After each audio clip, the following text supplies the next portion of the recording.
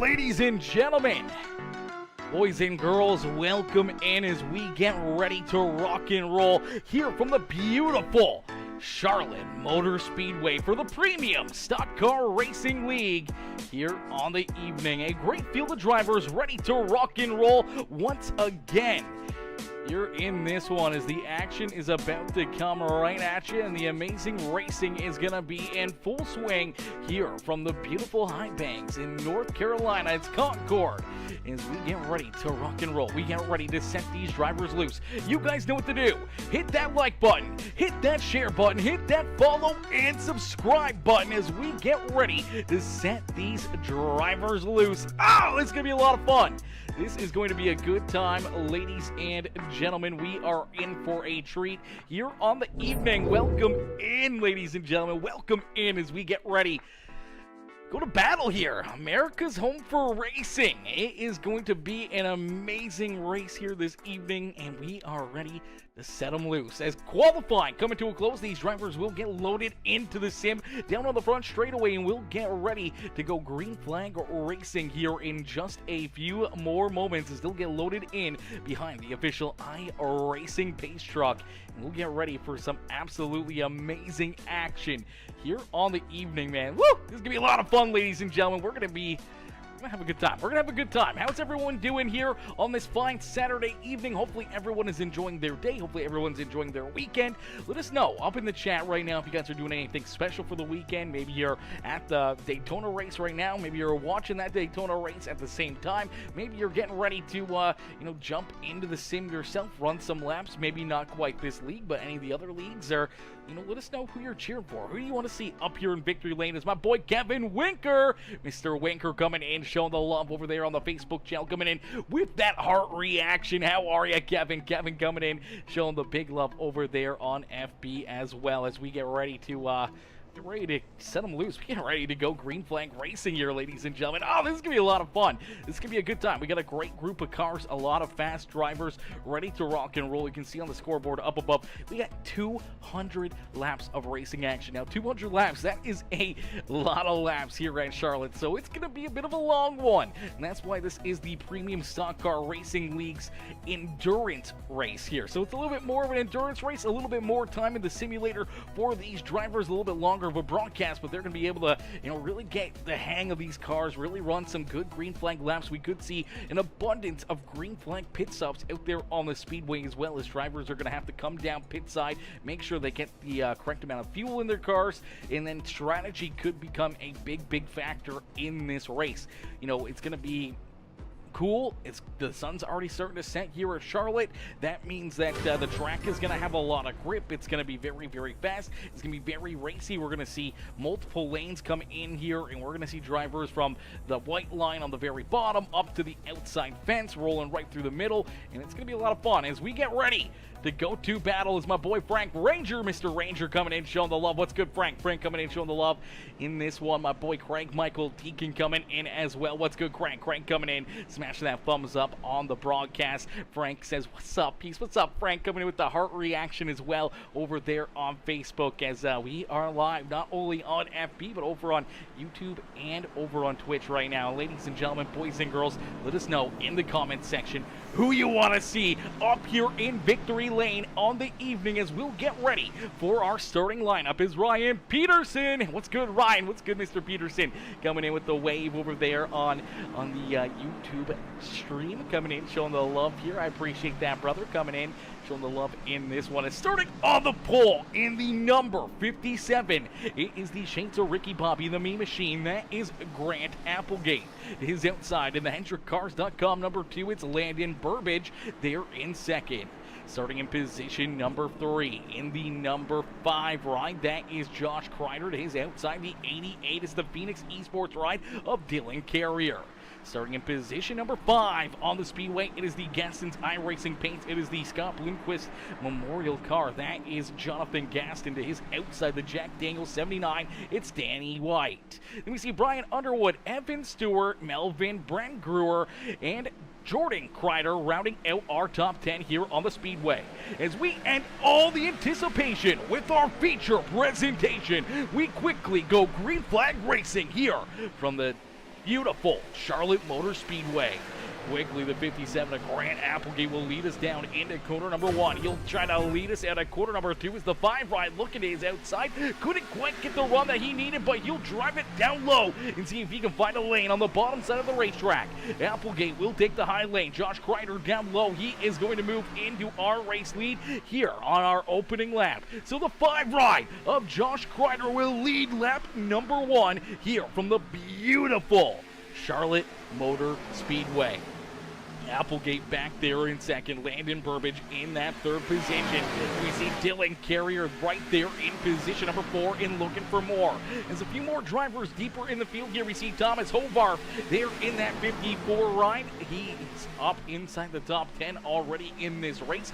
Jaden Porter in that 74 ride right there, as well as Jordan Hand working themselves just inside the top 10. It's their 3 wide contact. Hang on to it, the 1 ride of Jordan Hand down through the infield, down pit lane, able to keep that car pointed in the right direction. No caution flag, but damage early in this race for the 1 machine as he goes down the racetrack here and now goes from inside the top 10 to outside the top 20. The top break right there, an early contact, early damage there, and a little bit of contact and damage there as well for the 74 ride as he was able to hang on to it, keep that car pointed in the right direction, but hopefully not too much damage for the 74 of Jaden Porter. The 69 of Jordan Kreider right there behind him as we see Evan Stewart, Chris Stange in that picture. Stange trying to work himself up towards the top 10 in the 29 ride. Aiden Lucas there in 14th with William Conley there in that 15 or the 25 machine in the 15th position. John Ashby in the 71 back there in 16th. We see Ben Gleason in the No Luck Motorsports 66. Nathan Brook over there in the 18th position. He's got the Winker Nation, the 42 of Kevin Winker right there in the 19th spot. Here on the speedway is Farrell Robbins, Chris Getz, and the number 1 rider, Jordan Hand, now bringing up the rear of the field is the Optic Gaming number 1 ride. Luckily enough, able to keep that car pointed in the right direction. No caution flag. It was lucky for the rest of the field, but unlucky for this 1 ride as he finds himself now way back here, and some damage on that car is out in front, retaking the top spot away here from Josh Kreider. Grant Applegate out in front. This Ricky Bobby inspired number 57 ride. He's looking very, very fresh, very fast here already in the early portion of this race. But as the sun is starting to set, it's starting to get a little bit cooler. The track temps are going to go down. So drivers that may be a little bit quicker early on in this race, maybe a little bit tighter, maybe a little bit looser later in this race. So they tend to go to the tighter side as the sun starts to set here. So drivers that are a little bit loose right now, maybe on the edge of it, they are right there, and this track changes the way it does in real life NASCAR like it normally does here on the simulator. You know, these cars are going to get a little bit tighter as the sun starts to set, and it's going to make their cars that much better. Where drivers that may already be a little bit tight, their cars are going to get tighter and tighter and tighter as that night goes on, to where they're going to be trying to loosen their cars up. They're going to be trying to do different things down pit side to kind of stay with the racetrack, stay with the temperature difference, and trying to make sure that they make the right adjustments to keep their car in that perfect running condition where they're not going to be too tight, they're not going to be too loose. They want to be right there in that happy place that you can really control this car and maneuver around the speedway and run in multiple different lanes, especially if you're throughout the middle of the pack. You want to be able to kind of, you know, run the low lane, run the high lane, run it through the middle, wherever you need to kind of move out there on the racetrack to put yourself into good positions out here on the speedway to really set yourself up for a big evening here at Charlotte Motor Speedway. As right now we know the Coca-Cola 400 is going on in the real life NASCAR race. They're there at Daytona International Speedway. So far we've seen some pretty good craziness there. About 60 laps left to go in that race, and you know, we'll try to keep you guys a little updated. Right now they're under caution flag. We got some bets on that one too, so we need some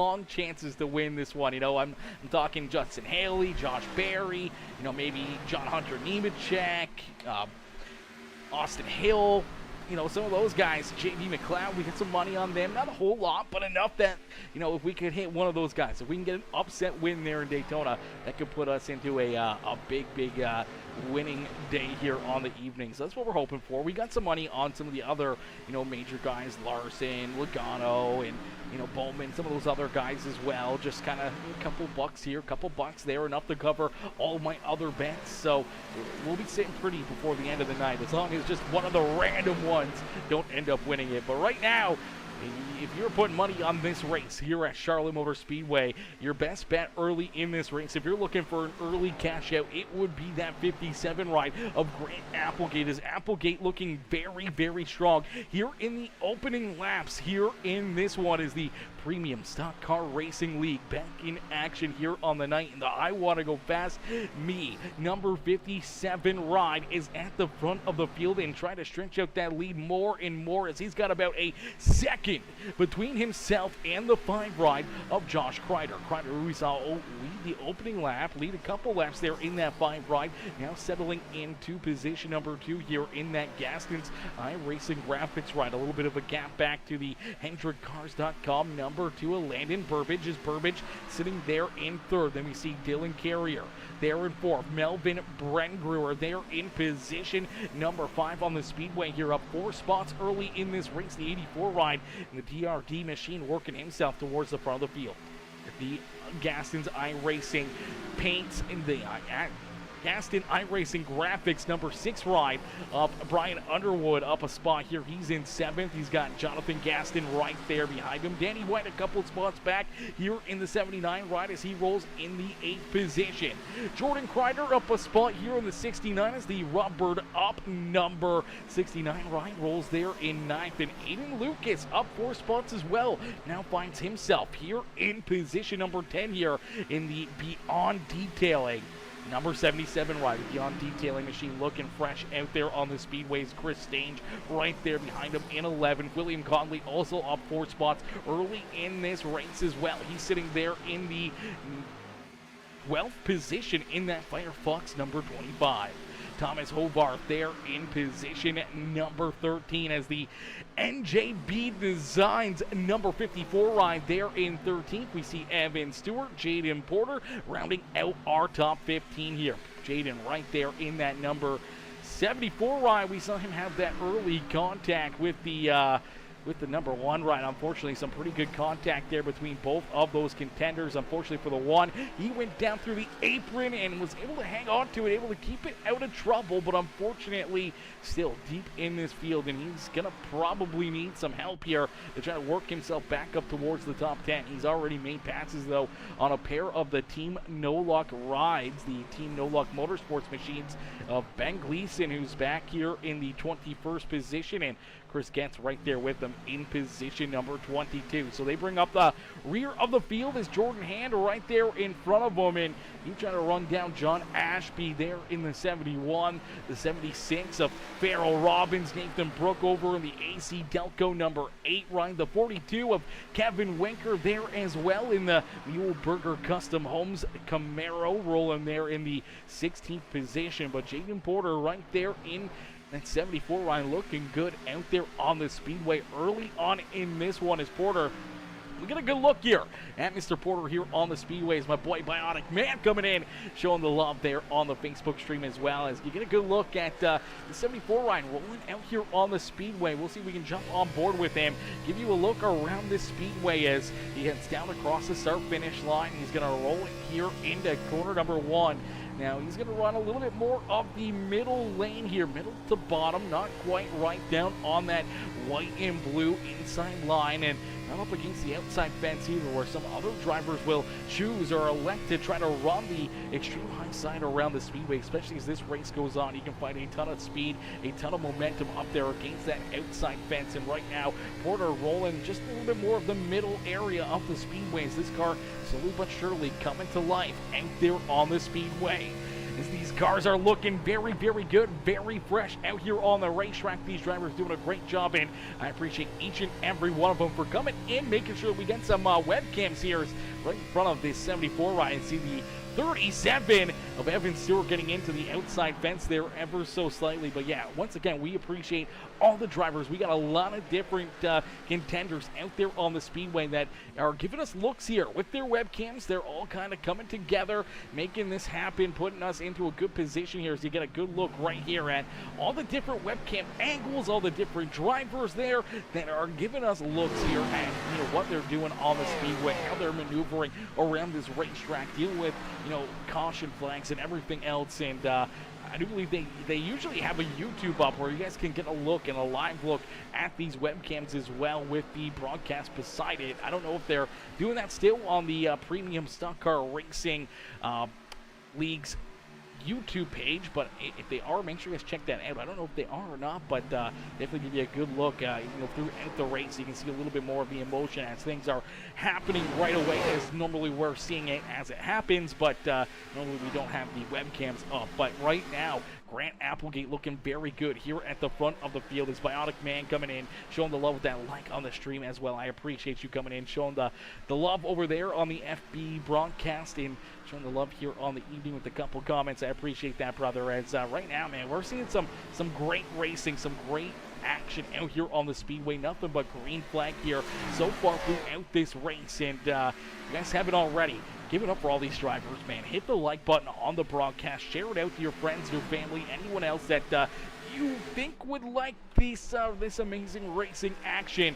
Get more fans in the stands here to cheer these drivers on, to support all these drivers and all the hard work that they put in behind the wheel, and all the league admins in the league itself, as these guys put in a ton of work to really make this thing work and to make every weekend an absolutely amazing weekend here with the Premium Stock Car Racing League, and making all these shows possible here week after week after week, and to show a little bit more love and more viewers for all of our sponsors, as well as we want to showcase them as much as possible and to as many people. Every like, comment, and share helps us get towards that, gives us a little bit more algorithm. So if you're watching, drop a couple comments, hit that like button, smash the heart button on the stream. Help us grow a little bit more, help us bring more fans in the stands here and more eyes in the sky for all these drivers and our sponsors. As Grant Applegate continuing to lead the way here, but Grant running into some connection issues right there. He was not wrecking into the outside fence, but unfortunately was having some connection issues there out of quarter number 2, as we have seen John Ashby head down pit side here. So Ashby came down, made a pit stop. He's rolling back out onto the racetrack now in the 71 ride. So as he gets that Camaro down to pass the commitment code and to re-enter the racetrack here, unfortunately he's already one lap down, so he's going to need this one to cycle through, have more drivers head down pit side, or he's going to need a caution flag to give him that wave around and try to get him back onto the lead lap. And now we'll really get a good look here as well, as drivers are falling off almost about a second and a half here from earlier lap times. So the lap times are really starting to come into effect. Tire wear really starting to hinder some of these drivers and their abilities out there on the speedway. Last time by, our race leader was a 32.18. Right there behind him, Landon Burbridge was a 32.04. So Burbridge right now is one of the faster cars out there on the speedway. Same with Aiden Lucas. Lucas is looking very, very fast right now on the speedway, and as drivers start to dip down into those 32-second, 33-second area, we may see more and more drivers head down pit road and try to make some changes to their rides. As John Ashby, we'll see where he kind of stacks up here with the rest of the contenders with that with the extra clean tires and fresh tires is the 29 ride.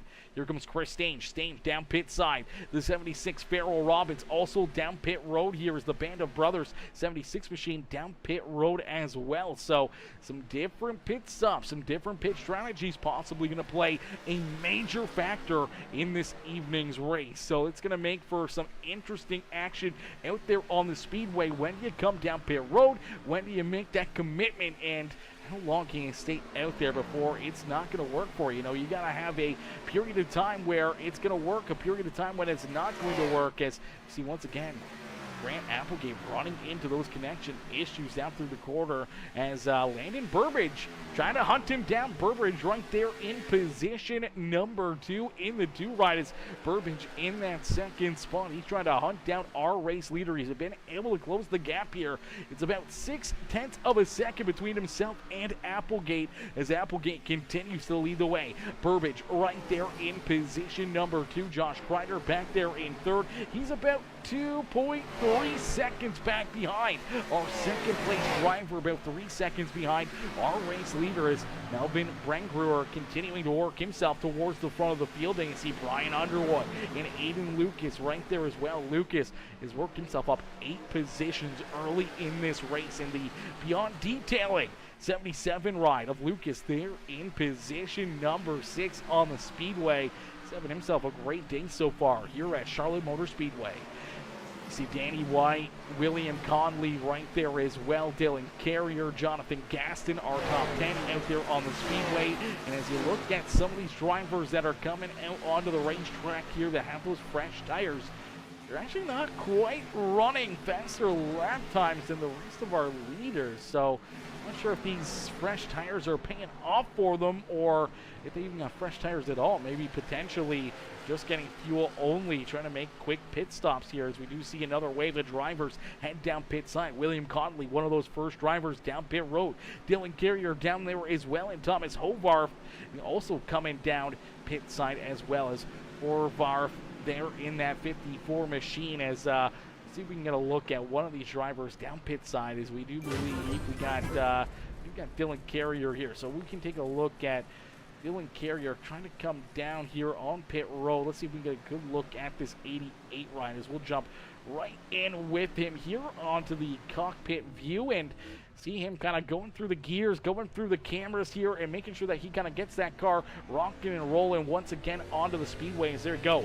Horvath right there in front of him as Horvath is going to come out just in front of this 88. You'll get a good look right there. He's got the BR on here. He's kind of locked in. He's trying to turn that wheel and get this car hooked back up, point in the right direction. Now he's going to go through these gears. Now, a lot of these drivers, they have hand shifters or paddle shifters on the steering wheel. A lot of drivers elect to run the gear shifter on the side as well. So different driving styles, different wheels, different abilities here, and different setups. We've seen some drivers run, triple monitors or single monitor. We've seen drivers with the VR. So tons of different drivers doing different things here, but they're all doing a great job out there on the speedway. And right now, Dylan Carrier trying to catch up to the back bumper of this 54 ride as he sees the NJPDesigns.com number 54 rolling right there in front of him. Is my boy Derek Cat, Mr. Cat, coming in, showing the love here with the like on the stream. How are you, Derek? D-Rock coming in, showing the love here this evening as you see Carrier taking a look to the inside of that 54 ride. A great race here. And they're back in about the 18th, 19th position as they're waiting for this pit cycle to kind of cycle on through. And you see the 2 ride rolling back out onto the racetrack here. So coming down pit side a little bit later than some of these other drivers that were right there behind them. They're going to be able to leapfrog that 2 machine here and get in front of them. We'll have to wait and see if they can leapfrog Grant Applegate. Is Applegate yet to come down pit side here himself as he still rolls at the front of the field. We'll see where he's going to come out if he comes or when he comes down pit side and how quickly he may be able to get back to the front of the field as he's rolling out there. The 57, the Ricky Bobby inspired ride, not going to come down pit side this time. So we'll have to wait and see how all this strategy will play out and work in their advantage as Brian Underwood, another one of those drivers that came down pit road. We see drivers like Thomas Horvath and Melvin Brengruer. They're running again in the 30-second bracket where our race leader is still running in that 32-second bracket. So giving up 2 seconds, 1 second every single lap, that may hurt you in the long run as these drivers continue to roll out there on the speedway.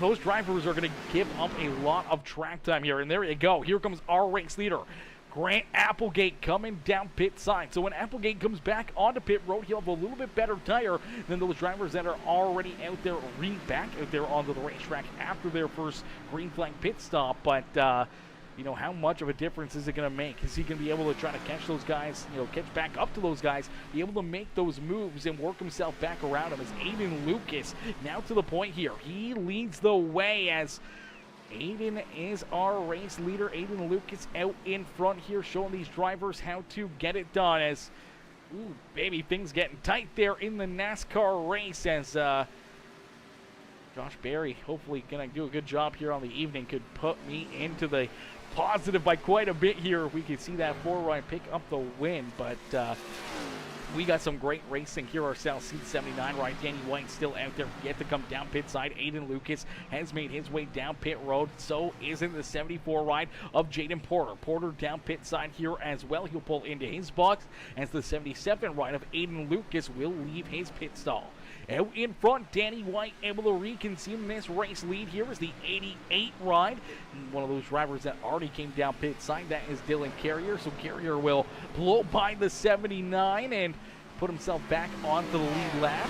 Be a little bit of a sigh of relief there for the number 88, but there you go. You see Aiden Lucas come back onto the speedway. These drivers under power, going to work around him, but he's going to come out with a little bit fresher tire than the rest of these guys. So you see Danny White, our race leader, just losing time here, lap after lap after lap. Now he's really got to worry about, all these drivers that are racing around him with those fresher tires. See the 69 ride slow on the speedway there as well. Looks like Jordan Grinder running into some issues here in the 69 ride. Let's take a look and see what happened to the Viagra rubbered up ride as he gets very loose at a quarter number 4. He actually goes sideways almost into the safer barriers right there. Gets stopped on the bottom side of the racetrack. Luckily enough, no caution flag on the speedway. We're able to keep it clean and green as he gets rolling here. I'm amazed we didn't see a yellow flag right there.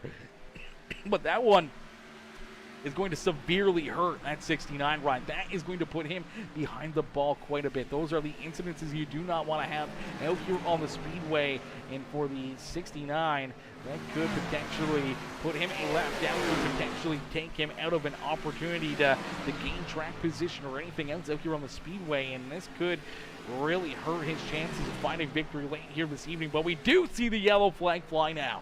So the yellow flag is going to be displayed now. As I'm not sure what this caution flag was for. Let's take a look at our lap times as we are back to live here. We are back to live. There we go. Yeah, lap 40. So we are at stage number 1. So stage number 1 is coming to an end right there. That is the caution flag. Stage 1 coming to a close. So drivers that were staying out here are going to be able to pick up some stage points when you look back at Danny White and the 42 of Kevin Winker, Jonathan Gaston, Brian Underwood, all getting some stage points here. Grant Applegate, Ben Gleason, Josh Kreider, Dylan Carrier. A lot of these drivers getting some stage points here. Josh Kreider there as well, Melvin Brangruer. But you see some of them already headed down pit side. You got to imagine that gas was very, very low for these drivers, as that was extending that pit strategy quite a bit right there. And I think that they may be just rolling down pit side. You see quite a bit of damage on the back end of the 72 ride, but you see him kind of wiggling the car, trying to get this thing down to his pit stall here. Still trying to keep it rolling, He's got no fuel in it. I think the damage on the back end is probably from getting pushed to see if he can even make it to pit lane. So I think he's going to get that car cleaned up. The 5 ride rolls in there as well. So different pit strategies, different runs right there, and that may really mix up the front of the field here with these strategies and where people finish here for these stages, as the 72 will get rolling here once again. Let's see if we can play this back a little bit and see if we can see, really where this damage happened. Is I think he was just getting shoved down the back straightaway here. It's the Old Dogs Racing number 72 ride, the Gaston iRacing Graphics ride, still has that damage. This may have been from quite a bit earlier in the race as well, as it seems like he's had it for quite a few laps here. So Potentially damage from early on. Contact between somebody's front end and his back bumper as more drivers head down pit road here, coming back down pit side as Thomas Horvath is going to be our race leader here. You do see some drivers out in front of our lead car, the 54 ride of Horvath. They're looking for wave arounds here, trying to get themselves back on the lead lap. That would be the number 74 of Jaden Porter, Farrell Robbins, John Ashby, all looking for those wave arounds to try to get back onto the lead lap. Jordan Kreider, he's also a lap down right now as well, back there in the 20th position. Nathan Brookover down a lap or so. Chris Getz down a lap. He's looking for that wave around in the 87 ride as in front, Horvath is going to get ready for this restart. He is going to get ready to try to put himself into a winning position as we'll get a quick word in here. Stage number 1 coming to a close. We'll get a quick word with our sponsors over at NJB Designs.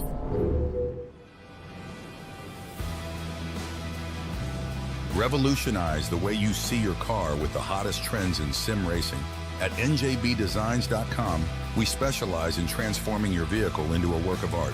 Whether you're looking to add a sleek matte finish, a flashy chrome accent, or a custom design that turns heads, our designer has you covered. Imagine winning in a car that reflects your personality or promotes your business and style. Choose from a wide range of colors, textures, and finishes to suit every taste and occasion. Why settle for ordinary when you can stand out from the crowd? Visit njbdesigns.com today and let our team of professionals bring your vision to life. Transform your car, transform your journey, and be a champion, and choose us.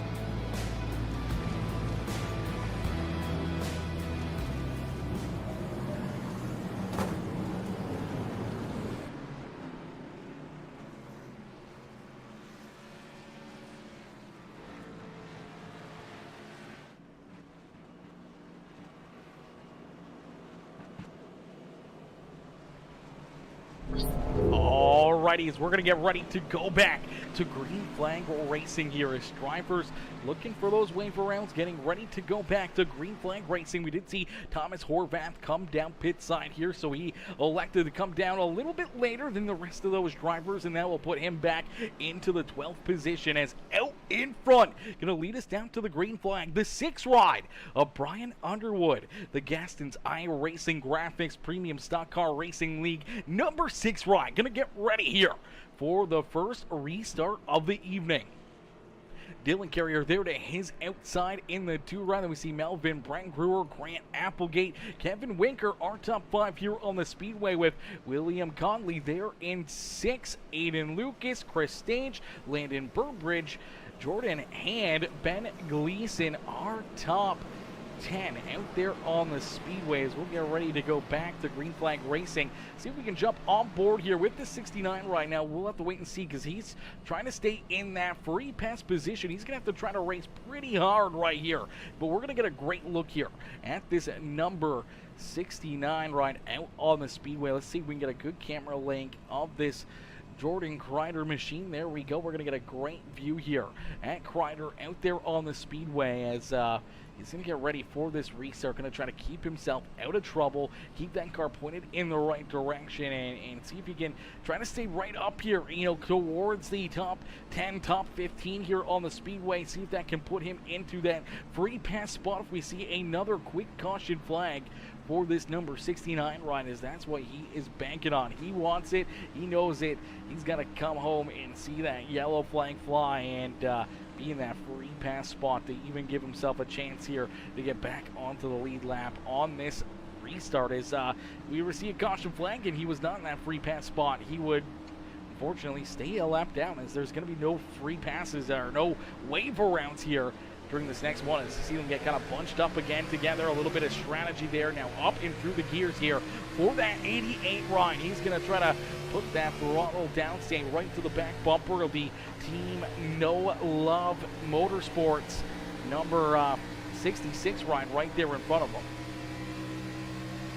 Great run down this back straightaway, building up some more speed, some more momentum, trying to stay right there with that 66 ride. It's the 5 ride of Josh Kreider, works to his outside here. So Grinder's out there battling on the speedway, but the 5 rider, Josh Grinder, find a little bit more speed. He's able to cut through some of this traffic where the 69 ride possibly a little bit of damage from that spin, maybe just a little bit older tires or wore out tires from that action as well.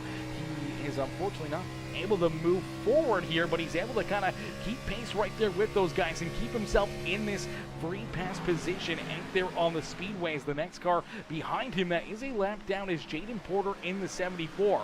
So Jordan Grinder knows that he's got to try to keep that 74 back there behind him and hope for a early caution flag here on this second stage of the evening.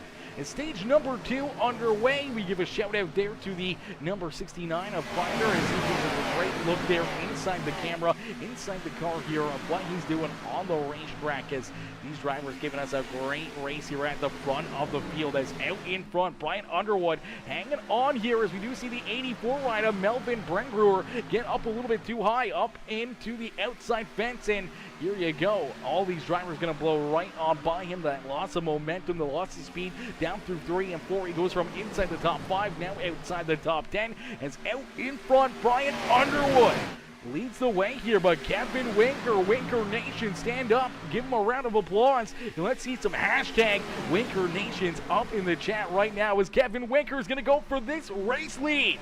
The 42, Kevin Winker, the Muleburger Custom Homes, Sonic Graphic Designs, number 42, will take this race lead away, and we get a new race leader here on the evening. So Kevin Winker to the point, but here comes Chris Stange right there as well into that second spot here. Stange trying to work himself towards that front of the field, as well as Brian Underwood trying to hang on here and stop sliding backwards as William Conklin there in position number 4 and looking for more. And here you go, back up inside the top 10, and here at the front of the field, up inside the top 5, looking to go for the top 4 here is that one ride of Jordan Hand. Hand has looked like he's had a ton of speed in this race, but we saw him have that contact out at corner number 4 and down the front straightaway with the 74 ride of Jaden Porter.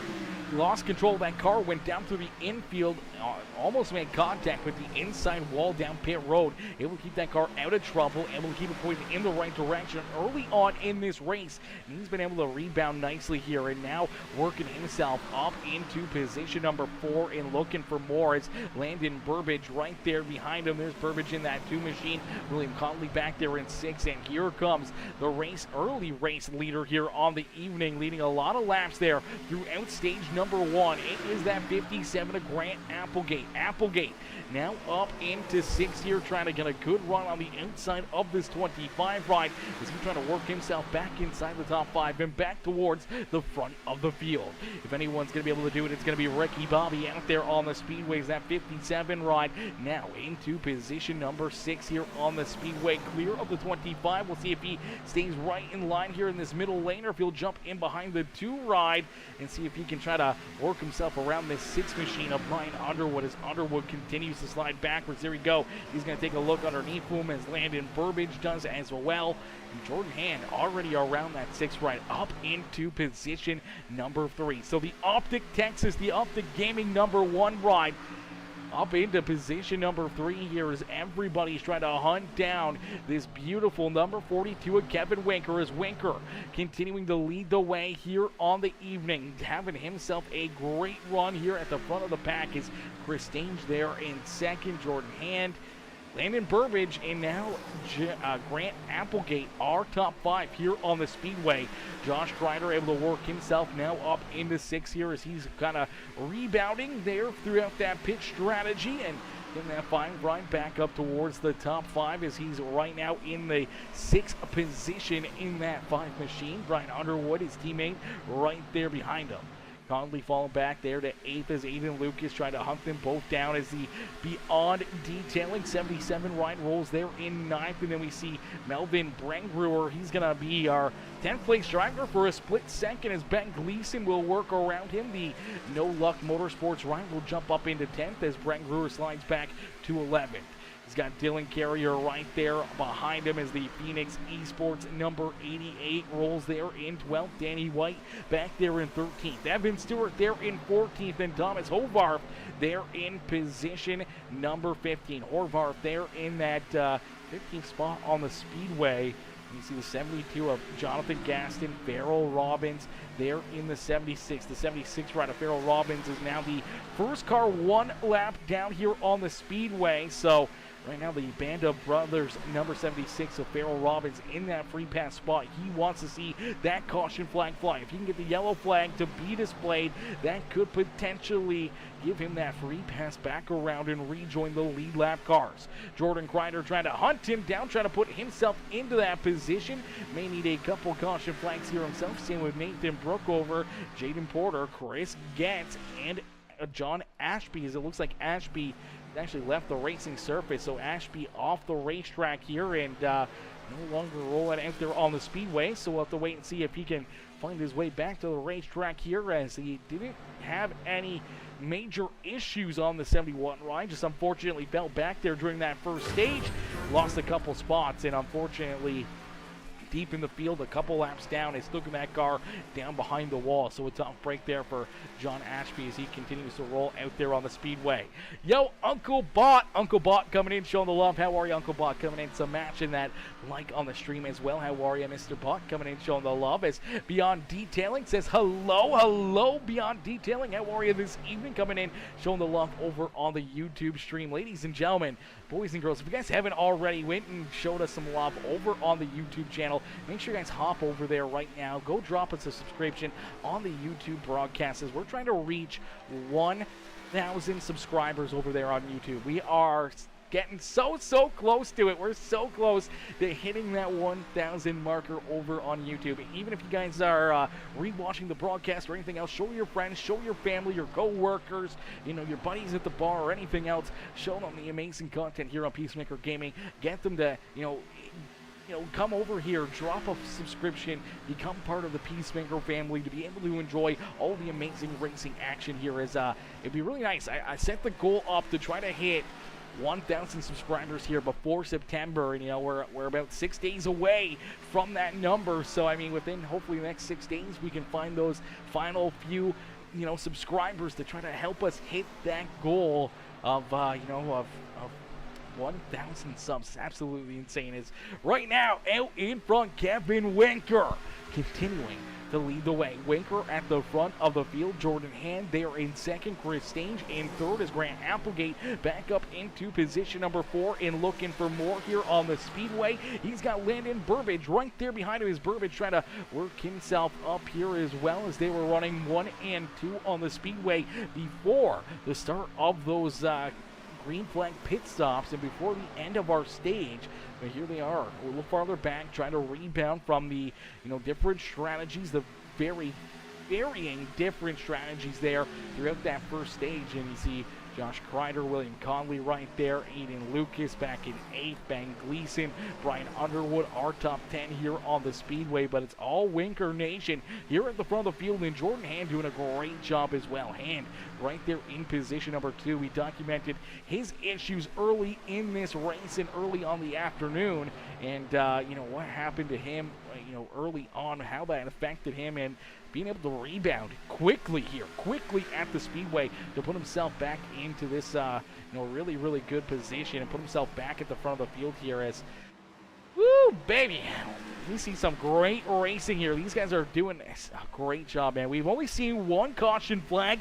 It wasn't for incident out on the Speedway, even though we did see a little bit of incidents out there. We saw a little bit of beating and banging, a little bit of battling, but at the end of the day, so far we've seen just nothing but good, hard green flag racing for these drivers, for these competitors. One caution flag, 4 stage break, and by the looks of it, we may only see another caution flag for the stage break here at lap number 80, I do believe. Is lap 80 is caution flag number 2 for the end of stage number 2, where we'll get ready to pull in our stage 2 winner for a little in-race interview. And I do apologize there, a little cough right there. It's choking on myself there just ever so slightly. But yes, lap 80 is our stage number 2, and then we'll have 120 laps for that final stage to figure out who's going to end up in victory lane, who's going to put themselves into the winner's circle here this evening. So could get very, very interesting, could be very wild finish to this race. And if we see it go clean and green like we have for these first 2 stages so far, could really open things up here, could really, separate this field, can really break things up, especially when we start to see green flag pit stops happening again. I don't think we're going to see any green flag pit stops before the end of this stage, as I think a lot of drivers probably realize that that might have been a mistake, as drivers weren't able to stretch that fuel out and make it to the end of that stage, and it kind of trapped a lot of drivers a lap down out there on the racetrack. So with that being said, I think this time we're going to see drivers kind of just roll out there and not make those mistakes, not come down pit side. But be interesting if somebody decided to, maybe in the final closing laps before pit road becomes closed for these race leaders. Maybe we see the 42 of Kevin Winker or Jordan Hand, or maybe multiple of these drivers up inside the top 5 now being able to stretch their lead out more and more and more, and maybe a little bit more ideal to come down pit road and not worry about the stage points, not worry about the playoff points that could be awarded, and just, try to see if they can win this race or set themselves up better for the start of that final stage of the evening. As Kevin Winker leads the way, Jordan Hand right there in second, Chris Stange rolling there in third with Grant Applegate, Landon Burbridge. Our top 5 is Burbridge there in position number 5 on the speedway. You see William Conley here, one of our hard chargers on the evening, along with Winker, Hand, and Ben Gleason up through the field here, up double digits on the speedway from where they started. So starting position, hasn't really been a major factor here for a lot of these drivers to start this race, as we've seen a lot of drivers move forward. Unfortunately, we've seen a lot of drivers move backwards here early on in this race as well, but that could all change in a heartbeat, as anything can happen here in the split-second decisions these drivers have to make out on the racetrack. The 5 of Josh Kreider there in 7th, Aiden Lucas there in 8th, Ben Gleason back in 9th, and then we see Danny White in the 79 ride. He is there in the 10th position. Underwood, Evan Stewart, Melvin Brengerer, the 88 of Dylan Carrier, Jonathan Gaston, Thomas Horvarth there in position number 16, and then Farrell Robbins still in that 76 ride. Our first car one lap down here on the speedway. Jordan Kreider trying to chase down that 76, trying to put himself into that free pass spot, especially knowing that there is only a few laps to go here, about 10 laps until we see that yellow flag fly here once again to finish off our stage breaks here for the evening. So with stage number 2 coming to a close, to be that car in that free pass position is a big deal to get yourself back onto the lead lap, especially when we haven't seen a single caution flag yet on the evening. 4 incidents out there on the speedway. We may not see another one after this stage break, so you may be trapped a lap down for, a long time, or for even the rest of the race if you're not here in this free pass spot. If you can't get that bonus to get back around and onto the lead lap here, you may be out of luck for the rest of this race, and I think that's what's on the back of the mind here for this 76 ride, knowing that he's got to keep himself here in the free pass spot. Jordan Kreider, who's trying to chase him down and trying to hunt him down, same with Jaden Porter in that 74 ride, and Nathan Brookover. They all know they got to try to get back there, as we do see the caution flag fly. Yellow flag out on the speedways. It looks like Chris Stange running into some issues here. Chris Stange in the number 29 ride, going to run into some issues. Let's play this back just a little bit, as you see right here behind him. And right in front of him, a big dive bomb here. The one ride of Jordan Hand jumping up and taking this race lead away from Kevin Winker. So Winker on the outside, Hand on the high side here, or Hand on the bottom, Winker on the high side. And you see that little bit of contact, a little bit of a move, ends up putting the number 1 to the front of the field here. But right there behind him, you see this number 29 of Chris Stange. He's going to have the 29 and the 2 ride catch up to him in a quick hurry. I think we're just going to see a little bit of contact right here, right there, into that left rear quarter panel.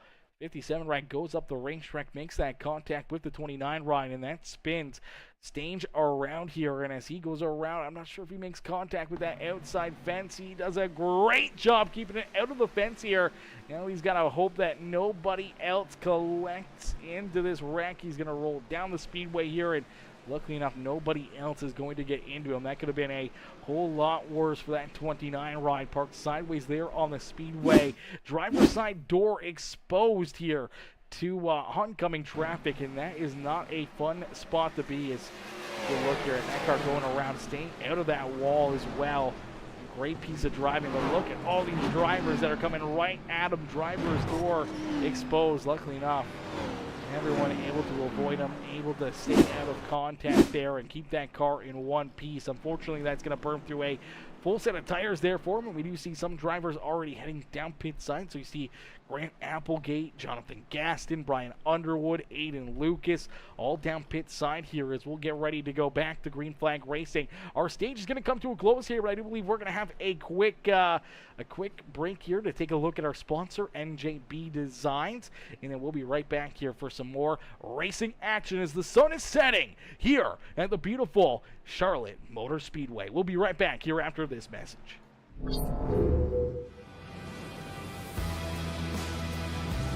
Revolutionize the way you see your car with the hottest trends in sim racing. At njbdesigns.com, we specialize in transforming your vehicle into a work of art. Whether you're looking to add a sleek matte finish, a flashy chrome accent, or a custom design that turns heads, our designer has you covered. Imagine winning in a car that reflects your personality or promotes your business and style. Choose from a wide range of colors, textures, and finishes to suit every taste and occasion. Why settle for ordinary when you can stand out from the crowd? Visit njbdesigns.com today and let our team of professionals bring your vision to life. Transform your car, transform your journey, and be a champion, and choose us.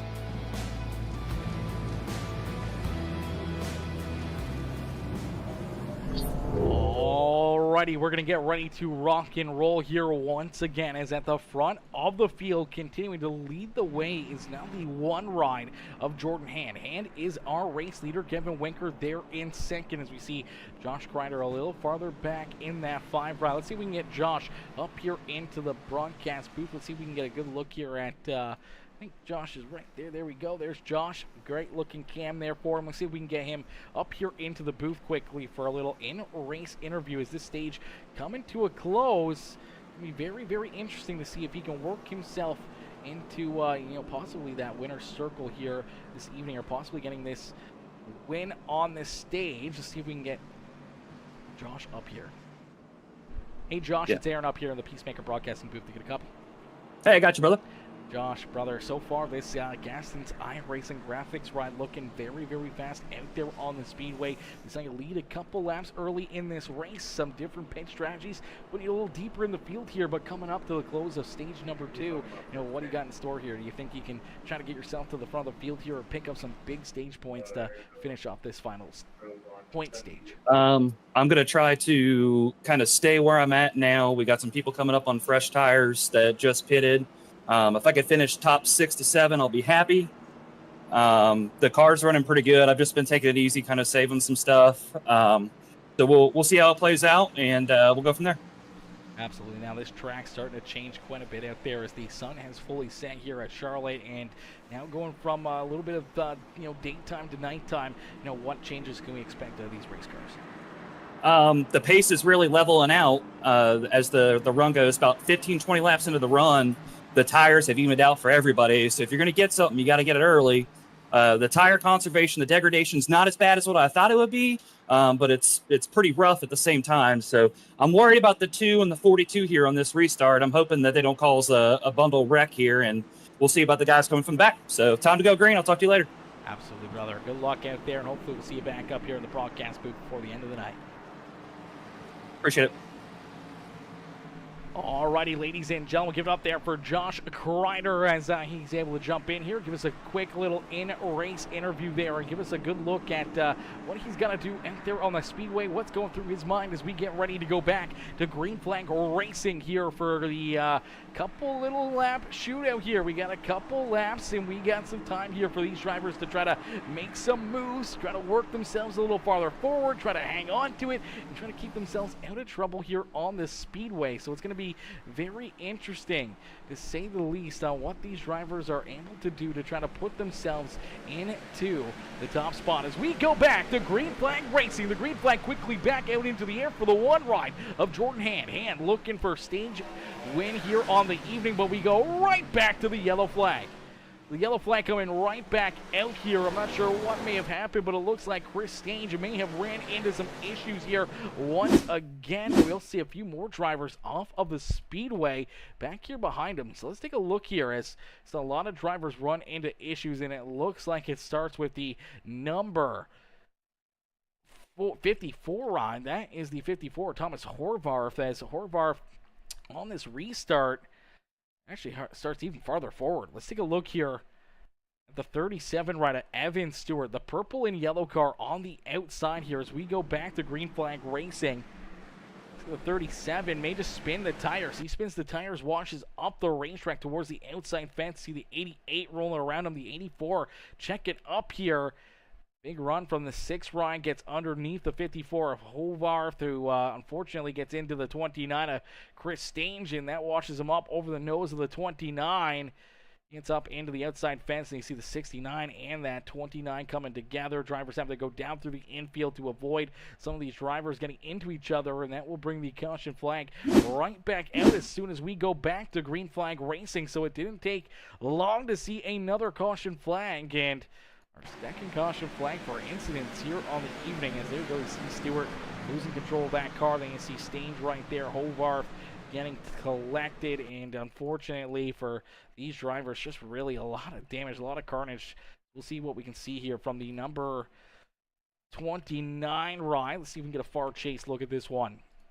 This will give you a great look right there as contact down low between him and the 69 ride is some pretty good damage right there for Jordan Kreider. Pretty good damage as well for that number 29 of Stange as well. So tough break for a few of these drivers out there on the racetrack, and a quick caution flag means quick pit stops here by all these drivers coming back down pit side. So some of the drivers that stayed out are now down pit road, as I do believe stage number 2 is going to come to a close here during this caution flag. So the second stage coming to an end, and Josh Kreider there giving us a look around the racetrack and out there on the speedway. A good shout out there to Josh for having the webcam on, as man, definitely not what a lot of those drivers that kind of came down pit side, what they were really hoping for. They wanted to see some good green flag laps right there. They wanted to try to battle back to the front of the field and see what they could do here late in this race to be able to put themselves into possibly a better points position for those stage points on the evening.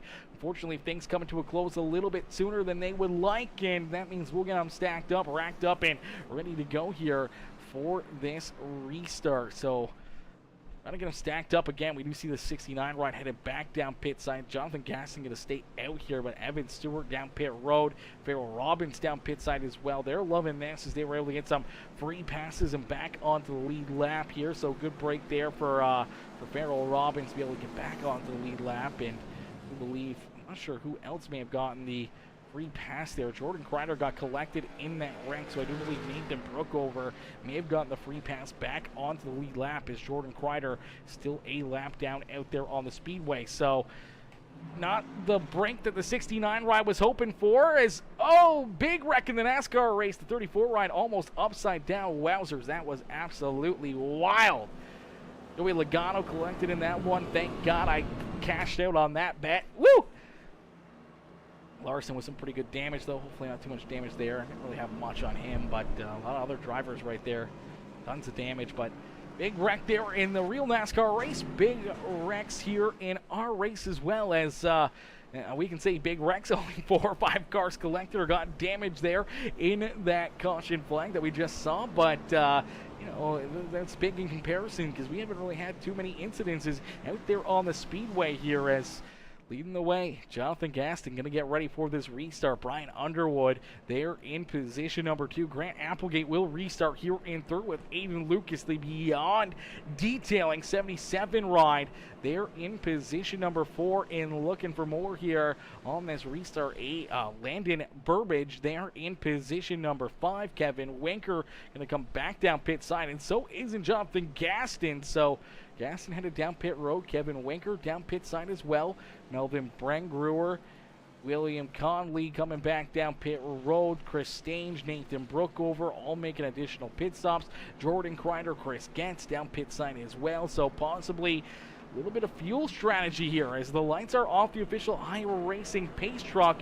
This could potentially kind of mix things up here as these drivers, you know, are coming down pit road as the lights are turning off on the official iRacing pace truck. This could potentially be a big move here by some of these drivers.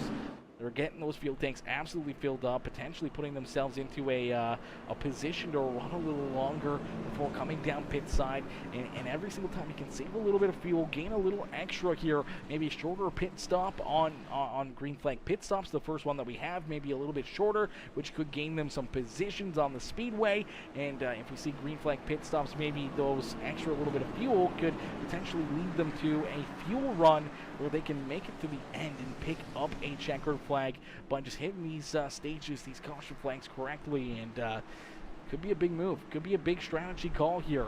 You know, we're still going to see, I think 40 laps is about the most that we're going to see here. So we're going to see these drivers come down pit side at least, you know, 2 more times here on the evening, maybe even 3 more trips down pit side before the end of the night. And now having that extra little bit of fuel may be a big difference maker between making it 2 more times or 3 more times down pit side, especially if we stay clean and green for the rest of this race. So we stay green flag racing the rest of this evening. It could potentially work out for some of those drivers that took that extra couple laps to come down pit side and absolutely fill their tanks on the speedway. As we are back to racing action, the 6th rider, Brian Underwood, leads the way, but quickly, here comes the 77 rider, Aiden Lucas.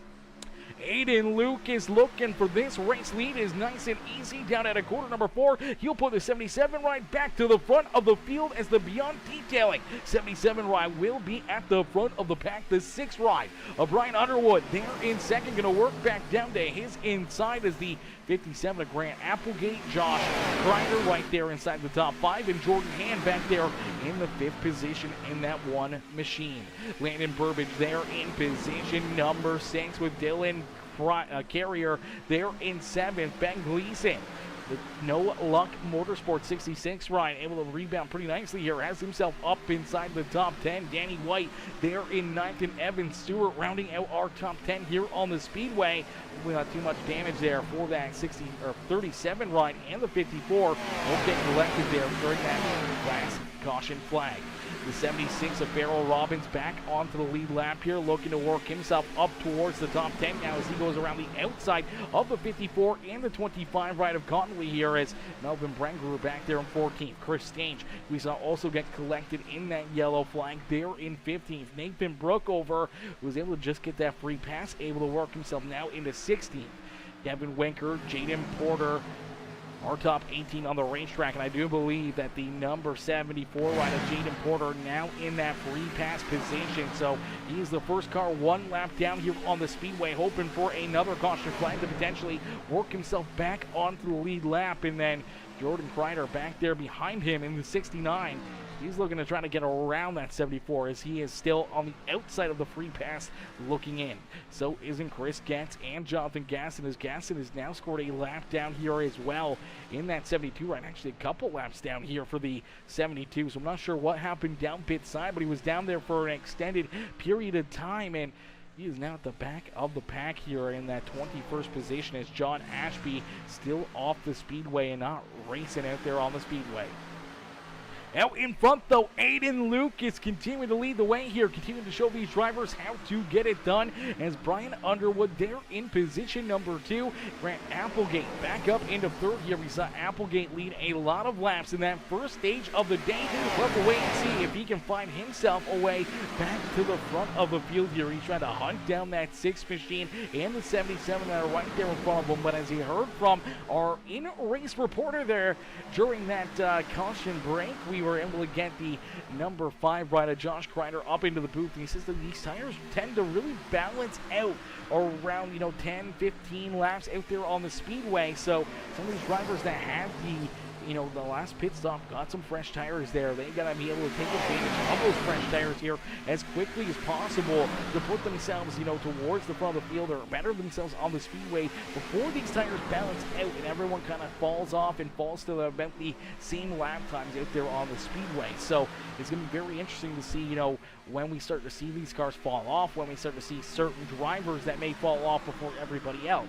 Will it be drivers at the front of the field that start to slide backwards, or will it be drivers a little farther back to take it easy on their equipment, maybe being able to move a little farther forward as well on the speedway? So it'll be interesting to see how this one's going to play out. Do we see another caution flag? Do we see this go clean and green for the rest of the evening, as I do believe we saw the 72 ride of Jonathan Gaston go back down pit side again here on the speedway. So dealing with some handling issues and some damage for that number 72 ride. He's made a couple green flag pit stops now down pit road, and that's what got him multiple laps down out here on the speedway. You'll see Jordan Kreider, who's on the last, he's a lap down already for the Robert Up 69 ride, but unfortunately he's sliding backwards right now. Not a lot of pace out of this number 69 ride, and unfortunately he's fallen away from the rest of the lead pack here, and that's going to hurt his chances to try to catch up to the 74 of Jaden Porter and be able to try to put himself into that free pass position, as we'll get them all rolling here at the front of the field. As you see that 6 rider Brian Underwood able to work himself back to the outside of the 77, and he's able to put himself back into the race lead here. But door to door down the back straightaway, Aiden Lucas trying to hang on to the race lead, but the number 6 trying to take it back away from him. Grant Applegate right there ready to strike here as he's got his Toyota TRD Camry rolling there in third, trying to hunt down both those Chevys there in front of him, trying to figure out a way to get around those Camaros, as right now he's kind of surrounded by them. Here at the front of the field is short-handed his Chevy there in position number 4, and Josh Kreider there in position number 5, battling door to door here with that 2 ride of Landon Burbage, as Burbage there in position number 6 on the speedway. Dylan Carrier there in 7th. Then we see Ben Gleason, Danny White, and William Conley rounding out our top 10 here on the speedway, as Brian Underwood there in the top spot. Now, we did miss something early in this race. Got into the action a little bit too quick here. We got right into the action. We missed a couple things here. So what we're going to do is we're actually going to play here as we're actually about that halfway in, halfway to go marker here on the evening, as we're rolling up towards lap 100. I do apologize to Lonnie Kreider. We do thank you. We appreciate you coming in and being a part of this league. I did miss this, as we're going to give you guys the opening It's another command great here. night for racing here. Man, I'm so excited about watching them race again tonight. What great races we've seen so far.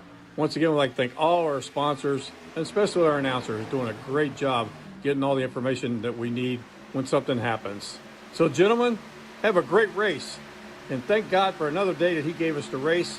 And gentlemen, start those engines and let's go racing.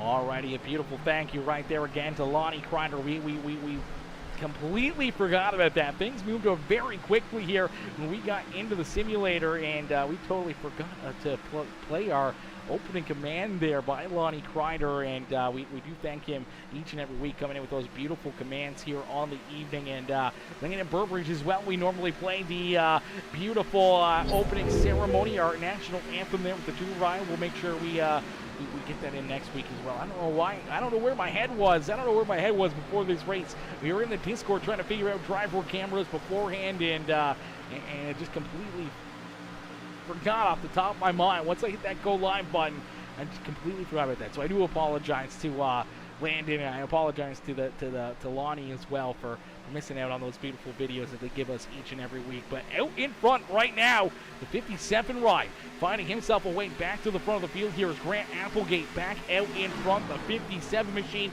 at the front of the field here is Jordan Hand right there behind him, trying to take back position number 2 from the 6 ride of Brian Underwood. Hand right there door to door with that 6 ride, and here comes Landon Burbage in that 2 ride as well, as these tires starting to fall off here a little bit. We see the 77 ride of Aiden Lucas sliding backwards. We see the 6 ride trying to hang on there for Brian Underwood. So possibly those drivers that were down pit side, even though it was only about a straightaway of green flag racing and then some caution flag laps with the little bit older tires, a little bit cooler tires for those drivers on the restart. Starting to come into effect. They're starting to slide a little farther backwards. The 57 washes up the racetrack. Here comes the number 1 on Jordan Hand. Hand going to take that race lead away as Grant Applegate, unfortunately, off the racetrack there at a corner number 4, almost gets into the outside fence right there, and he has to get checked up, roll out of the throttle to keep himself out of the fence, and he's going to go from 1st to 5th here in a heartbeat as he's trying to get that car rolling once again, trying to keep this car pointed in the right direction here and keeping himself out of trouble, but it's Jordan Hand at the front of the field, leading the way now. Landon Burbage back into position number 2 here on the racetrack as there's Brian Underwood. Dylan Carrier now up inside the top 5. So a good rebound here for the 88 ride, having himself a good run out there on the racetrack. Grant Applegate, Josh Kreider, Aiden Lucas, Ben Gleason, Danny White, William Conley, rounding out our top 10 here on the Speedways. We're going to jump into a quick Peacemaker Gaming crank it up as we are about to hit halfway in halfway to go here from the beautiful Charlotte Motor Speedway. There's 100 laps left here of racing action, and we're going to crank it up. So crank up that volume, cheer on your favorite driver, hit that like button, hit that share button as we crank it up here on Peacemaker Gaming. Woo! Let's go, baby. Crank it up, ladies and gentlemen.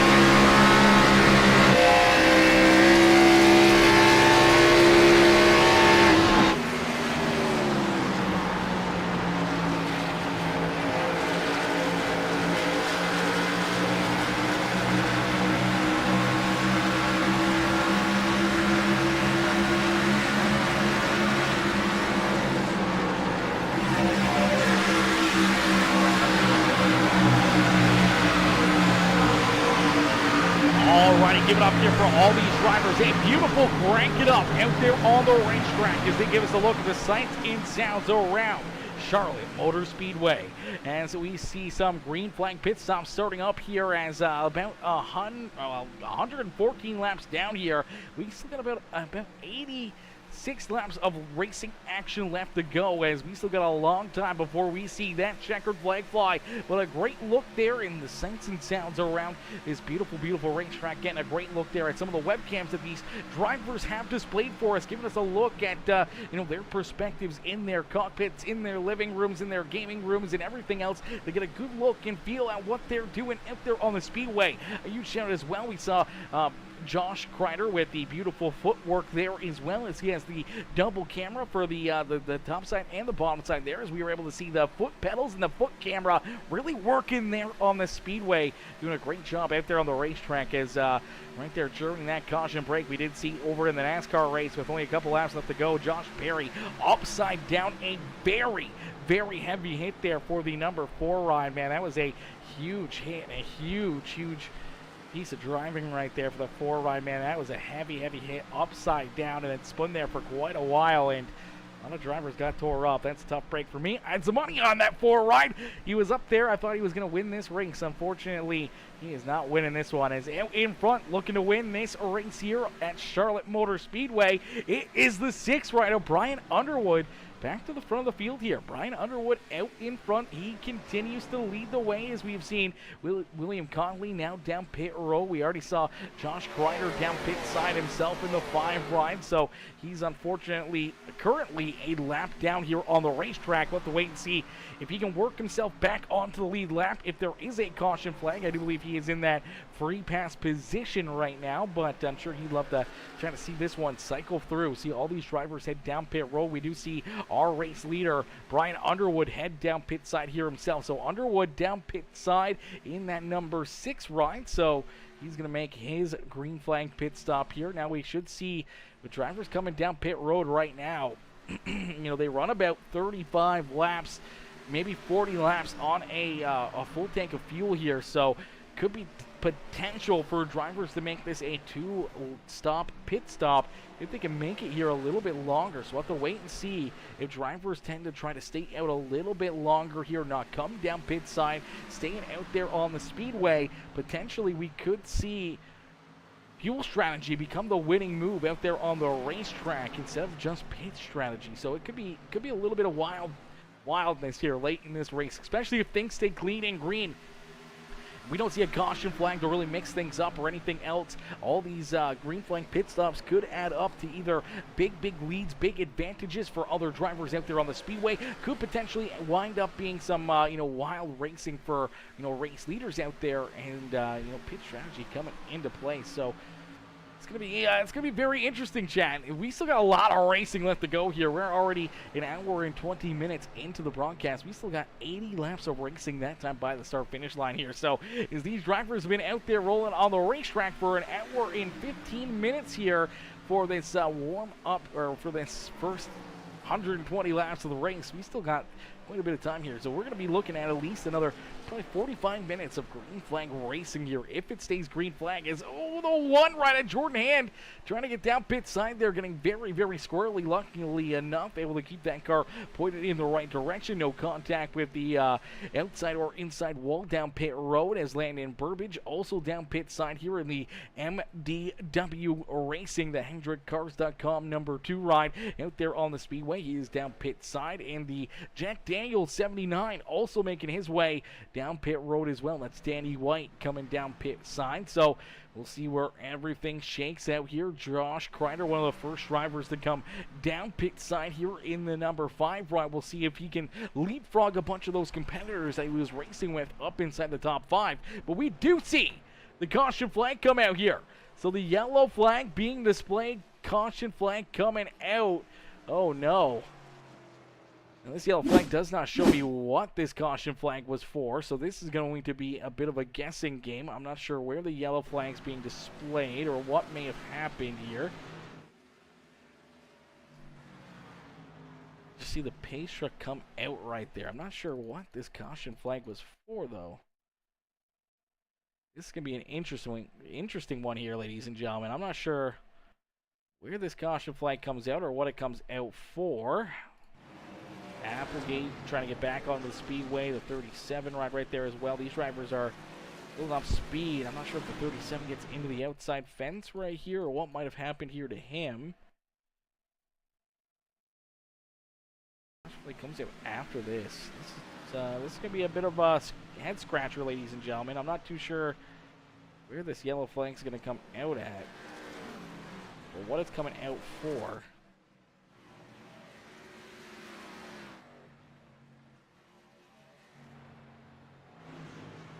Interesting. Interesting. That's all I gotta say. Very interesting, ladies and gentlemen. This one's, not sure what this yellow flag's for.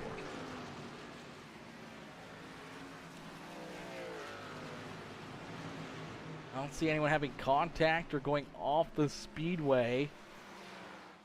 This is maybe Dylan Carrier, potentially the 88 ride. Down low here. Is he out of fuel? Is this what happening? Is that what's going on here for the 88 ride? Are we still under green flag at this point? No, we're already under caution.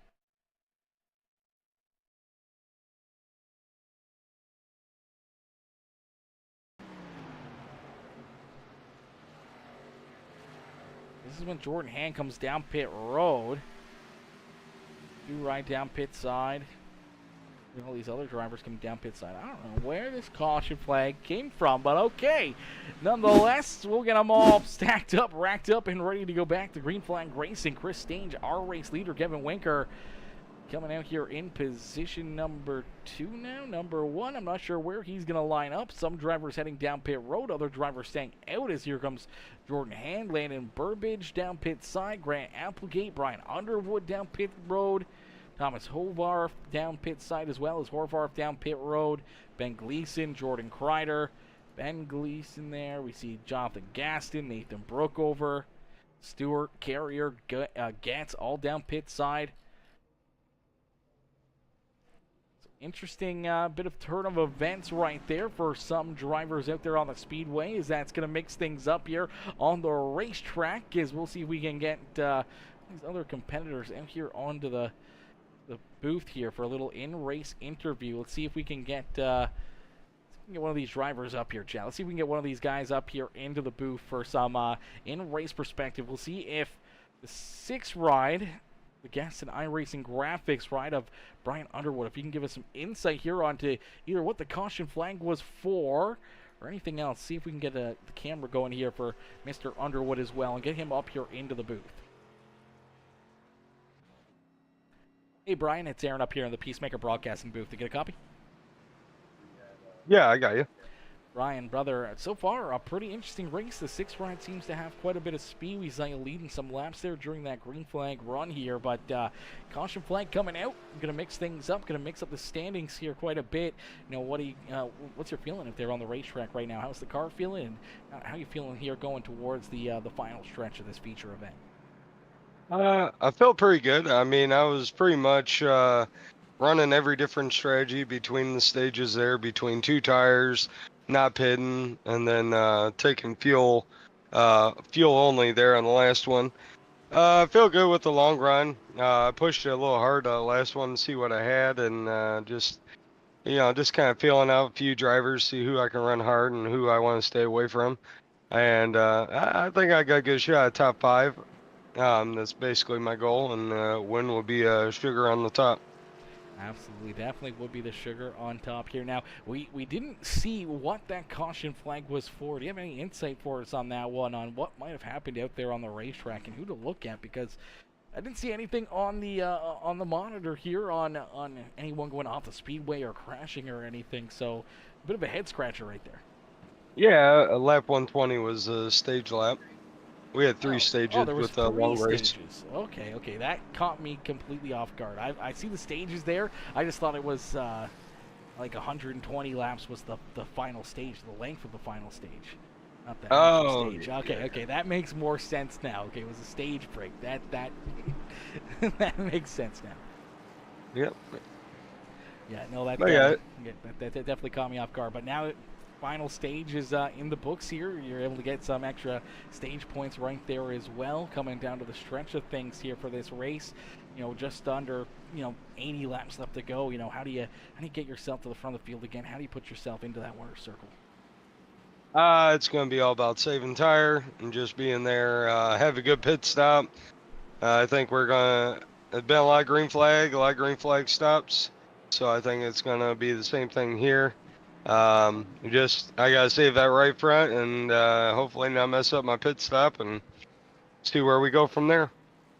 Absolutely, brother. Well, we look forward to seeing how this one plays out for you, and hopefully we'll see you back up here in the broadcast booth before the end of this evening.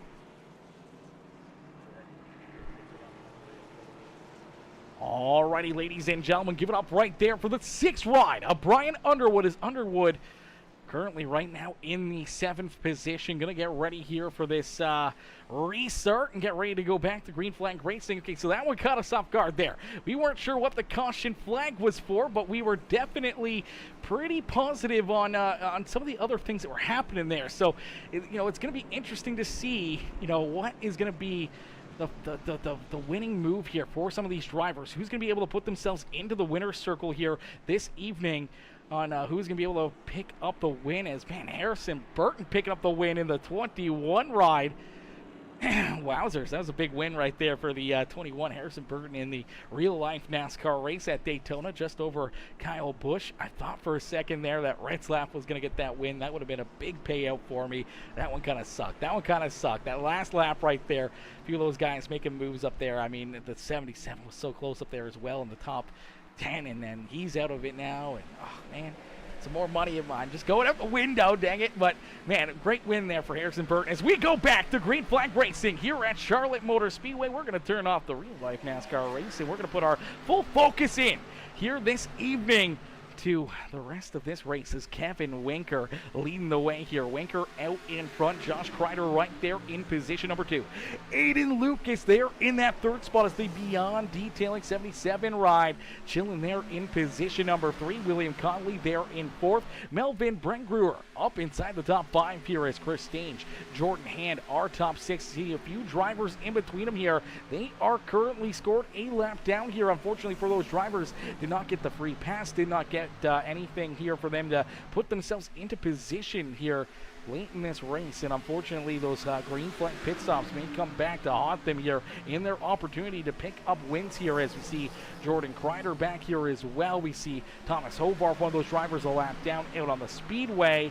Dylan Carrier, one of them as well, in the 88. Couple laps down here, man. It's going to be a bit of a battle here, as right now the final car on the lead lap is the 79 ride of Danny White. Danny White currently in the 11th position. Brian Underwood right there in front of him runs in position number 10. But everyone outside the top 11 is currently a lap down or more. So this is going to be interesting here. This is going to be very, very wild to see whether or not one of these other drivers, or if we see more caution flags, if these guys can work themselves back onto the lead lap. If we don't see another caution flag, they're going to be virtually, trapped a lap down right here, and they're not going to be able to, get themselves back into contention in this race. So there's going to be a little bit of a crazy finish, and it's going to be a great battle here, as well as we see battles at the front of the field. The 42 right, Kevin Winker, actually starting to stretch out that lead quite a bit between himself and Josh Kreider, but that battle for the free pass position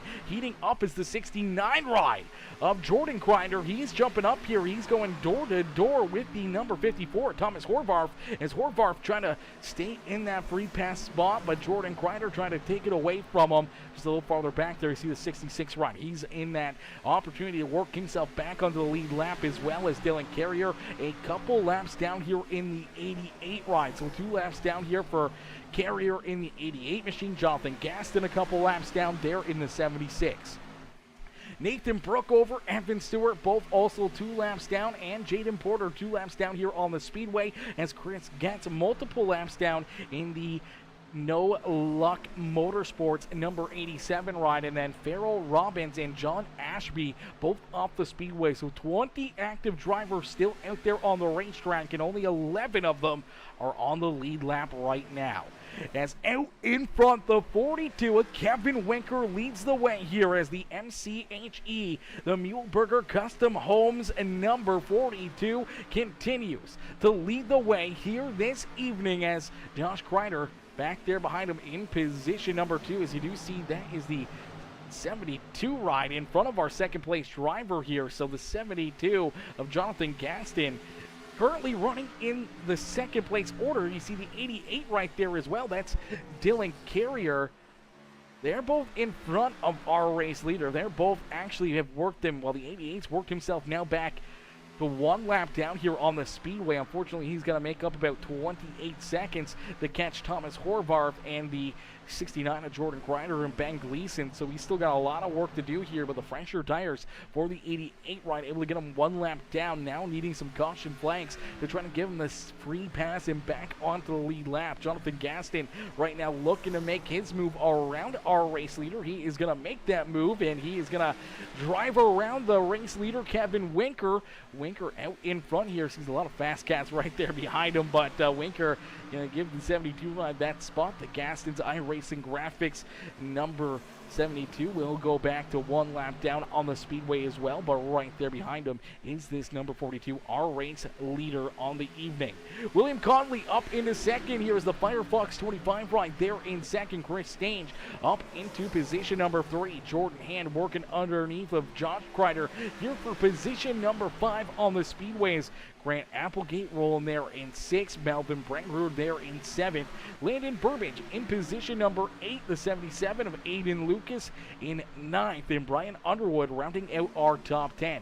And rounding out our lead lap cars is this 79 ride of Danny White. His White rolls there in the 11th position on the speedway. But out in front, Kevin Winker trying to hold on to this race lead. There's a lot of fast cats, though, right here with them as the 42, the front of the field. They're right there with Gaston, not letting that 72 ride really run away and work himself back towards these guys, and he may potentially go a second lap down again if they keep putting the pressure on his back bumper. If his car keeps falling off, they may be right there to put him a lap down in a quick hurry. So he's begging for a caution flag as right now Kevin Winker begging for some extra speed as here comes the 25. William Conley going to try to drive around him door to door, down through 3 and out of 4. They're going to drag race back to the start finish line, almost making some contact there as down across the line. The 42 of Kevin Winker able to lead another lap, a little contact as they rub and scrub there down through the tri-oval, but the 25 ride looking for this race lead. He's kind of getting boxed in here with the 72 of Jonathan Gaston right there in front of him as well.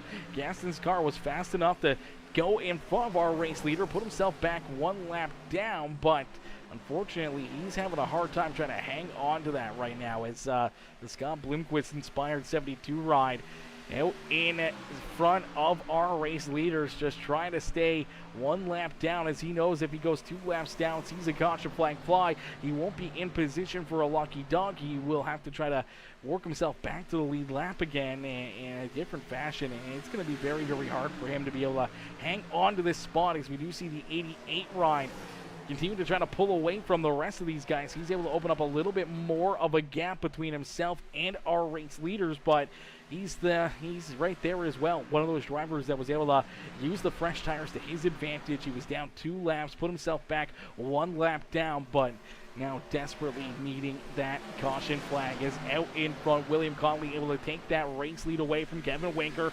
Chris Stange around him as well, so Stange up into position number 2 as Winker back there in that 3rd position on the speedway as Jordan Hand and Grant Applegate battle door to door for position number 4 on the speedway. These drivers battling tough out there on the racetrack, man. Everyone doing a great job, giving us a great look and great perspective around the speedway on what they're doing out there on the racetrack. And Conley, one of those drivers that gave us a good look during one of the Crank It Up. So we'll take another look here at our race leader as he currently leads the way out in front of the field here, giving us a great shot here of this 25 ride and what he's doing behind the wheel as he's focused in. He's got the triples rolling. You see the shifter there beside the mic, and the steering wheel moving here furiously around the racetrack, trying to make sure he keeps this car pointed in the right direction. Can't make any mistakes. Has to make sure he hits his marks here.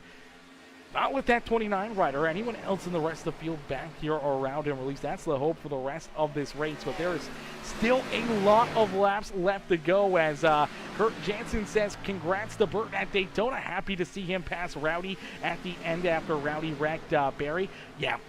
definitely a big win right there for Harrison Burton, man. That's a big win for him. It's been a long time coming to go back to victory lane. I know he picked up the Daytona 500. Did he pick up a win? I'm pretty sure he picked up a win already, but maybe not. Maybe I'm thinking of when what's his name was racing that car. I can't remember his name now, but I thought Harrison got a win in that already, but maybe he didn't. I'm thinking way before. Way before, years ago. So good to see Harrison get a win there. That was a big win for him. I saw that 62 ride, though, coming up there, and, he was looking really good late in that race, and I kind of thought for a second, I threw a couple bucks on that number 62 to do good there, Parker Renslap, and he was right there, and I think, if he didn't get blocked a couple times, I think he might have been in that picture there late in the race to maybe win that one. That could have been a big payday for your boy. That could have been a big payday. Even just putting a couple bucks on him, man, that one would have paid out, I think, like $1,000 or something like that, $1,000 or $500. If he ended up picking up that win, man, which would have been massive, but unfortunately didn't quite work out for us there. And same with if Carson Hocevar, who was up there, or BJ McLeod, any of those guys, man, any of the long shots, put a little bit of money on. I didn't put money on Harrison Burton. He actually didn't have horrible odds on him, but now I'm kicking myself. I wish I put it all on Harrison Burton, but we can't see the future that much. But, man, great look right there with that number 25 right as he continues to lead the way. You see him starting to reel in a couple of those drivers that were able to work themselves back a lap there and back to only one lap down. They're starting to kind of balance out here with the rest of the field. They're starting to fall back ever so slightly, pushing their rides early in that run.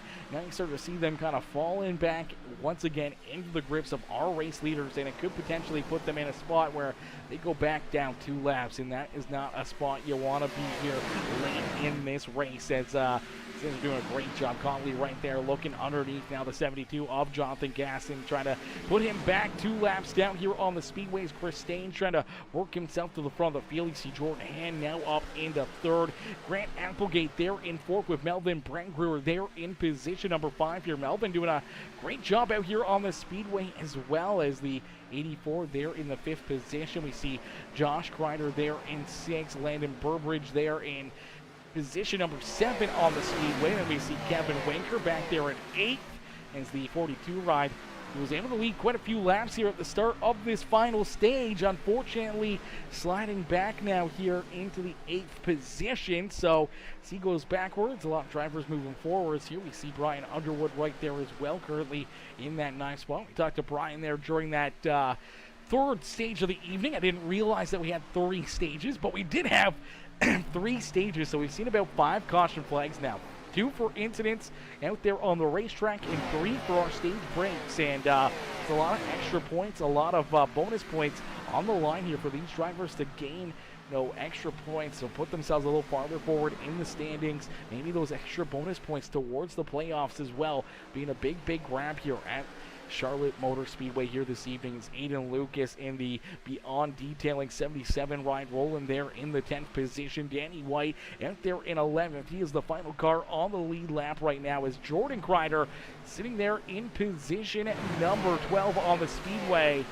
He is currently inside that free pass position right now, and he's hoping to see that caution flag. He wants to see this caution flag as quickly as possible. As get a good look here at Jordan Kreider out there on the racetrack as he rolls out here on the speedway.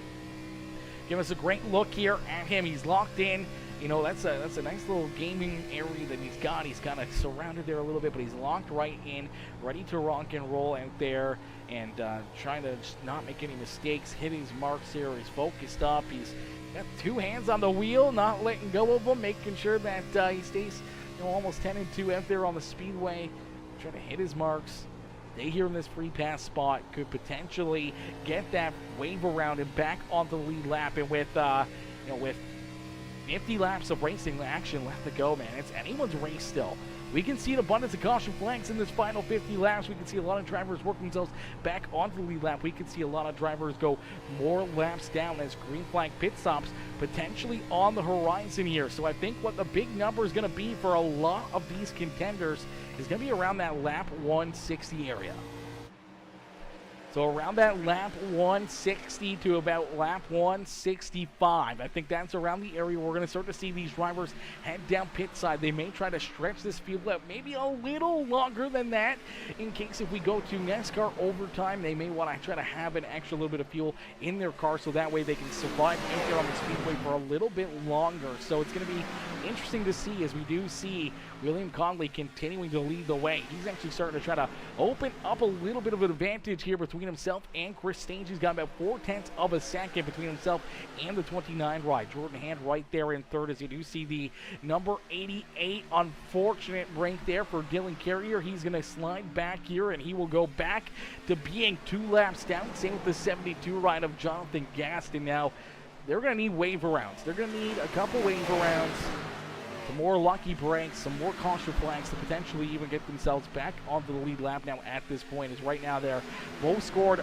2 laps down, and it is going to be an uphill climb to try to gain 2 laps back here and put themselves back into racing contention here at the front of the field and back onto the lead lap. So they're going to have their work cut out for them. And right now you see the 69 ride who's in that free pass. He's got a little bit of a gap here, about a second between himself and that 66 ride of Ben Gleason. That is the fight for that free pass on the speedway. Thomas Horvath a little farther back in the 54 ride. He's got about 4 or 5 seconds back of that free pass position. So those guys are hoping for some caution flags, maybe a couple quick ones to get them back onto the lead lap here for the evening. But William Conley not wanting to see a caution flag at all as he is starting to stretch up that lead more and more and more as the 25 ride now out in front by about 0.9 of a second here. 0.9 of a second between himself and Chris Stange as we're going to jump to a quick Peacemaker Gaming Crank It Up. Ladies and gentlemen, boys and girls, crank up that volume here as we're going to crank it up one more time here on Peacemaker Gaming, giving you the sights and sounds, all these drivers and these cars, and here at Charlotte Motor Speedway. So crank it up and cheer on your favorite driver.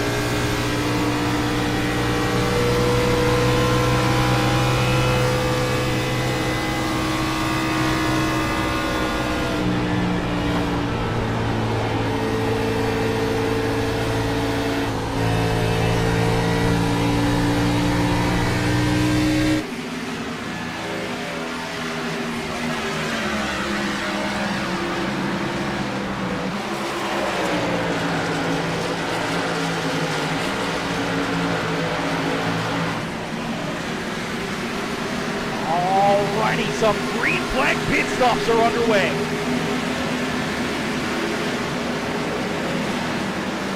Green flag pit stops getting underway here as these drivers headed down pit side. One of our race leaders included in that area, Grant Applegate down pit road as going down there as well.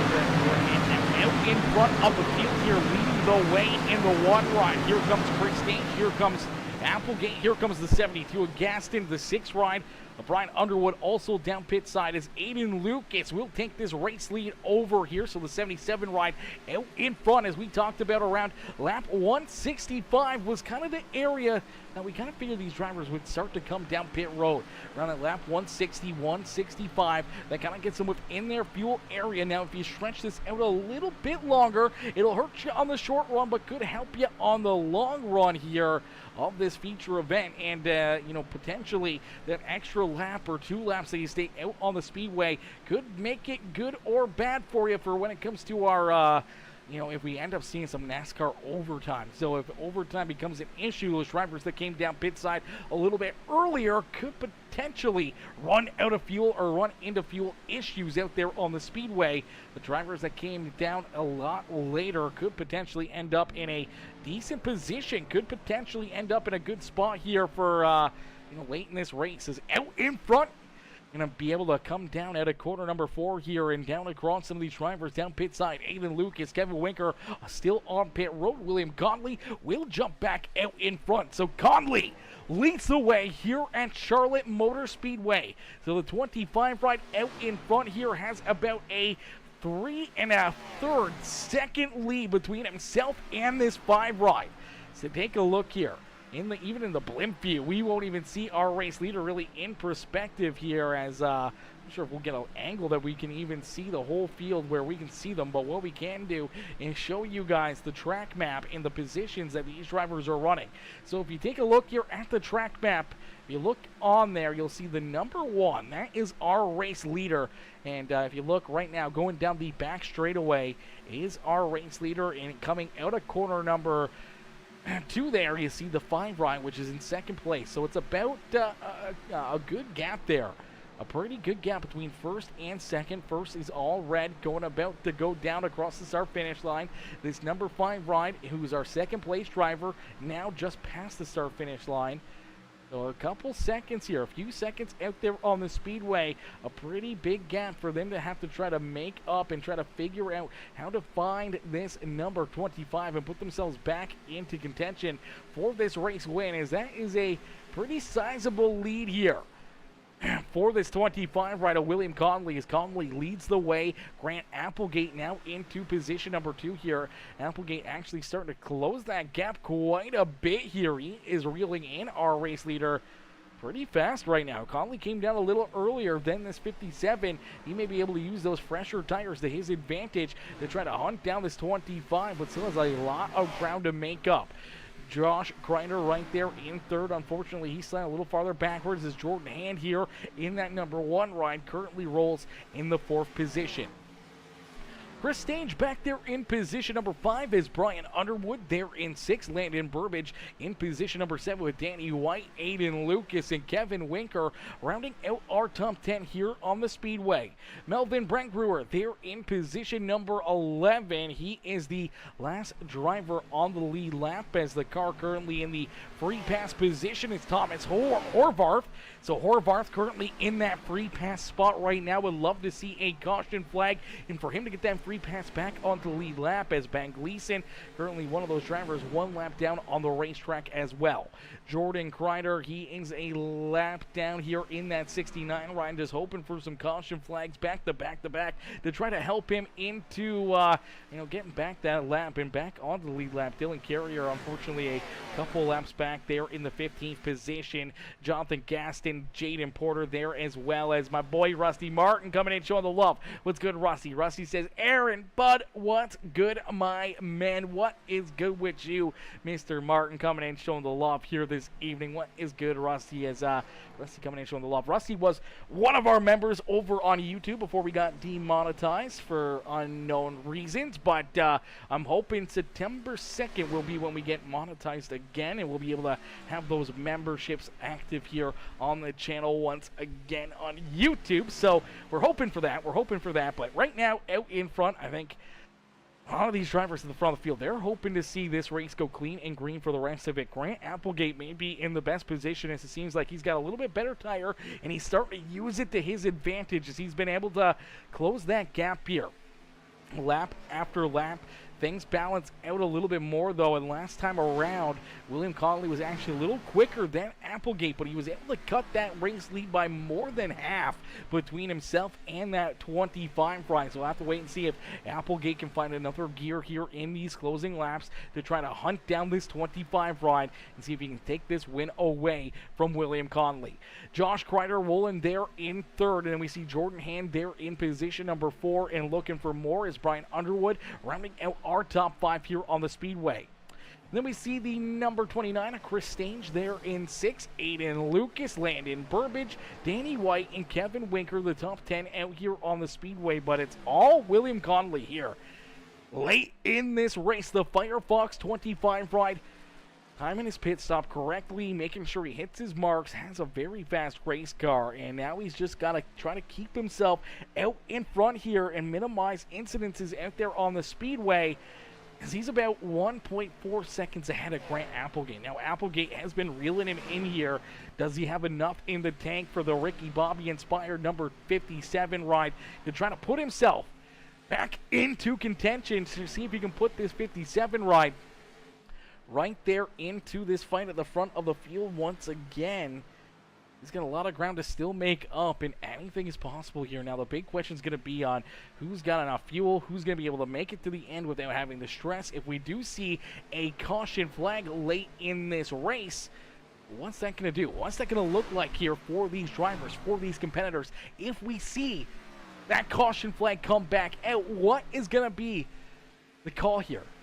I'm assuming you're going to have to come down pit side, especially if it's, 5-10 laps left in this race. You're going to have to come down pit road. You got to put those fresh tires on if you have them. If you don't have an extra set of fresh tires behind pit wall, you might be hurting here quite a bit late in this race. And if there's some drivers that are back there that have saved that extra set of tires, it could play exponentially into their future here of this race and their ability to put themselves into victory lane. As you look through the field, and some of the drivers that haven't necessarily been up there all evening long that may have taken some of that tire strategy into chance. He'll be like the 42 rider, Kevin Winker, the 79 of Danny White, Melvin Brangrewer, some of these guys that maybe are still a lap down when you look at Ben Gleason, who's in that free pass position, Thomas Hovarth, Jordan Kreider. Any of these guys that may have saved that tire could potentially be in the winning position late in this race. But, I mean, some of our race leaders may have saved that extra set as well, but then it becomes a big strategy call. Do you think you can hold off 3, 4, 5 drivers with those fresh tires in a 2-lap shootout to the end? Do they have enough time to make that ground up to get to the front of the field if they have that extra set of tires? Can you hold them off if they do or don't? But it's going to be a wild here, and we've seen these guys put together a lot of good green flag laps here. Obviously, this run since about lap 124 back to green flag racing, so we've seen about 60 laps of green flag run here at Charlotte Motor Speedway already with these drivers, and can they go the next 21 laps? That's the big question. Can they make it 21 laps without anyone running into issues? Whether it's contact between two competitors, where maybe they've been battling for so many laps, maybe they get frustrated, make contact, or anything else, or maybe just losing the handling of the car. We saw that earlier, just losing the handling, going around. You make that little mistake. This is a very, very long race. It's a lot of time behind the wheel. The fatigue has got to be setting in for some of these drivers. Some of these competitors have got to be feeling it here. And late in a race like this, that fatigue could play a hand in seeing a late race caution flag. Maybe not as focused as they'd like to be in making contact with the wall or making contact with one of the other drivers, or just making that mistake, getting onto the throttle a little too soon, or carrying too much speed, or stabbing the brake a little bit too hard and spinning the car around in front of traffic. We could see the caution flag. So anything can happen here with 20 laps left to go. Now, do we think, ladies and gentlemen, jump up into the comment section, do you think the 25 ride here, William Conley, is going to be able to hang on to it? Do you think he's going to put this 25 ride up into victory lane? Will he be able to hang on and hold off Applegate, Kreider, Hand, Underwood, and be able to put himself up here into victory lane with 19 laps left to go? We saw his lead, 5-10 laps ago, be up towards that 3-second area. The tires have now started to balance out a little bit between himself and some of the other competitors back there behind him, but they are still running quicker lap times. They are still reeling him in here. Applegate currently right now, as he rolls through corner number 3 and out of 4 down the front straightaway, he's about 1.03 seconds behind our race leader, so he's about a second back here. And just there behind him, about 7/10 behind the 57 ride, we see our third place driver, Josh Kreider. And Jordan Hand back there in position number 4 here on the speedway. Currently one of the faster cars here towards the front of the field. Him and Brian Underwood both laying down some pretty good lap times. Chris Stange as well running some good lap times as well in the number 29 ride. Aiden Luke is one of the faster cars out there on the speedway. He was one of the final cars to come down pit side during that last green flag pit stop. So potentially the 77 ride, if he can keep that momentum going, could work himself into a top 5, maybe towards the top 3. Who knows where he can put himself late in this race. Same with Kevin Winker, Danny White, Melvin Brangruer, Landon Burbage, as they are all the drivers that are still on the lead lap, except for the 2 ride, I do believe, is now also, may also be a lap down now on the speedway. I don't think he is. It shows him in red, though, so I don't know why that's showing it. As I believe Landon Burbage is still on the lead lap there in the 11th position. Currently, our free pass position driver is the No Luck Motorsports number 66 of Ben Gleason. So Gleason is in that free pass position. If you can see that caution flag fly, he would get that free wave around back onto the lead lap. And now he's got a big gap between himself and Jordan Kreider. Kreider, one of those drivers that's also looking to try to hopefully see that caution flag. He may need a couple quick back-to-backers here to get himself back onto the lead lap. As right now only 2 drivers, 1 lap down. Ben Gleason, Jordan Kreider, and 11 cars on the lead lap here. So a couple caution flags could bring in a couple more competitors, a couple different drivers to work themselves potentially inside the top 10 here before the end of the night. But right now, continuing to hold down the lead, continue to stay out in front, but that lead is shrinking. William Conley out in front. The gap now, you see it closing here as the 57 ride comes in the camera shot. He is in about 0.6 of a second behind our race leader now. So 0.6 of a second between William Conley, Grant Applegate. You see the number 5 ride of Jordan Kreider. He's about 1.5 seconds behind our race leader. Jordan Hand right there as well in the 1 machine. Hand, last time by, ran quicker lap time than the 3 cars in front of him. So he is currently the fastest car out of our top 4 on the speedway.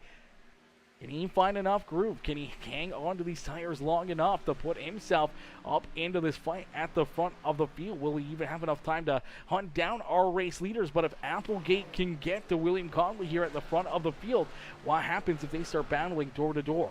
Contact could be made, a little bit of rubbing and scrubbing. The loss of momentum and speed out of both of those cars could bring some of these other competitors back there behind them right into the fight, and we may see another amazing race at the front of the field here for the top spot, because Kreider's right there ready to bounce. Same with that 1 ride of Jordan Hand. His Hand is actually reeling in that number 5 ride in a quick hurry. You see Brian Underwood back there in position number 5 there in the 6 ride. So he's having a good run. He was hoping for a top 5 run here in this evening, potentially a win, but I think he'll be pretty psyched, pretty happy about that 6th place run here out of the Gaston's iRacing Graphics number 6 ride as the Premium Stock Car Racing League.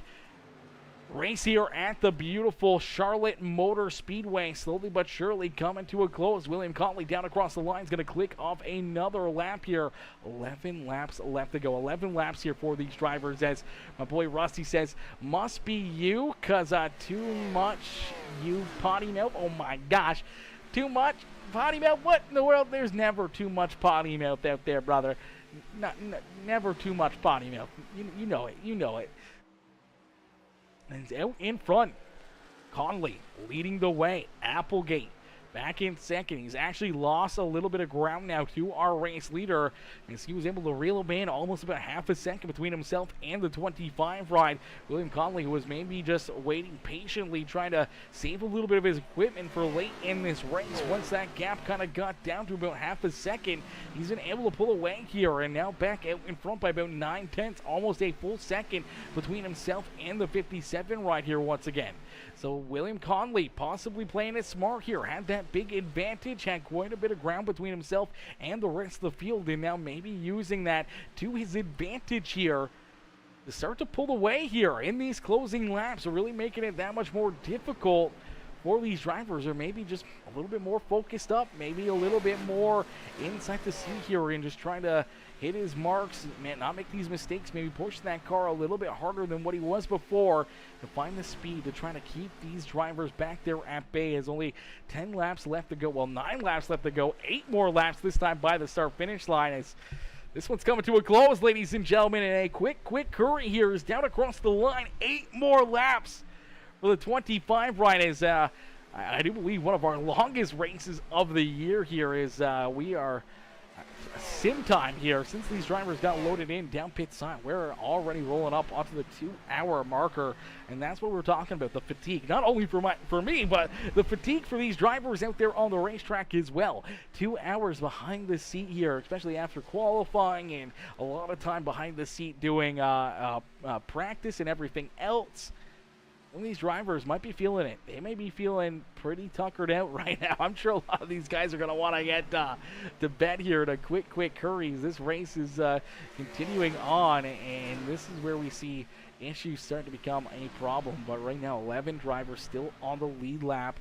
The number 66 of Ben Gleason currently in that free pass position. He would love to see a caution flag. I think a lot of the other drivers out there on the racetrack, they do not want to see a yellow flag, especially this 25 ride, as maybe some of the other ones just outside the top 5 wouldn't mind seeing that yellow flag. Potentially could work into their favor here late in the race, especially if pit strategy starts to come into play for that. When top 5 decides not to come down pit side, everyone else behind them does come down pit side, or fuel mileage may come into play here, and drivers may be getting a little bit shy on fuel if they're on the racetrack. May have to back it up a little bit more to try to save some of that gas. Is in front, William Conley still about a second lead between himself and Grant Applegate, as Applegate now has that 5 ride of Josh Kreider and the 1 of Jordan Hand right there on his back bumper. As a good battle here for position number 2 starting to brew. 57 down low, the 5 right up on the high side, looking for a big run down the back straightaway, but they are all back here behind our race leader, and this is exactly what William Conley wants to see. He wants to see these drivers duke it out door to door here for quite a few laps here, where he can try to extend that lead, build that advantage up a little bit more, and just run away with this one as they battle here for position number 2. Got himself a pretty good advantage now as they battle here. Applegate's really holding them up. He's hurting the chances of Josh Kreider or Jordan Hand.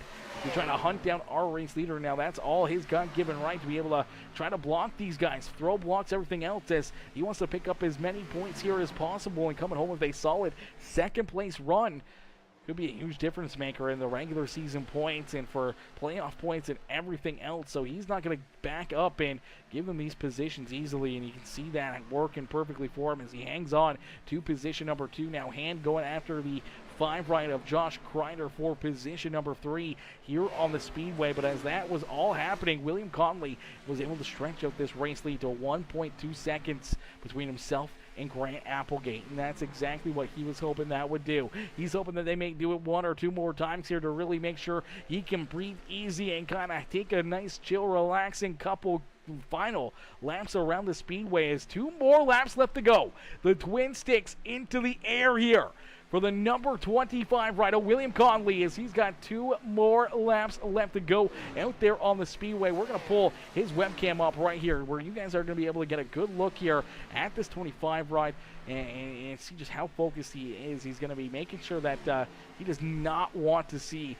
a caution flag here, but we'll get a good look whether or not, he sees that yellow flag, but he's looking for the white flag right here.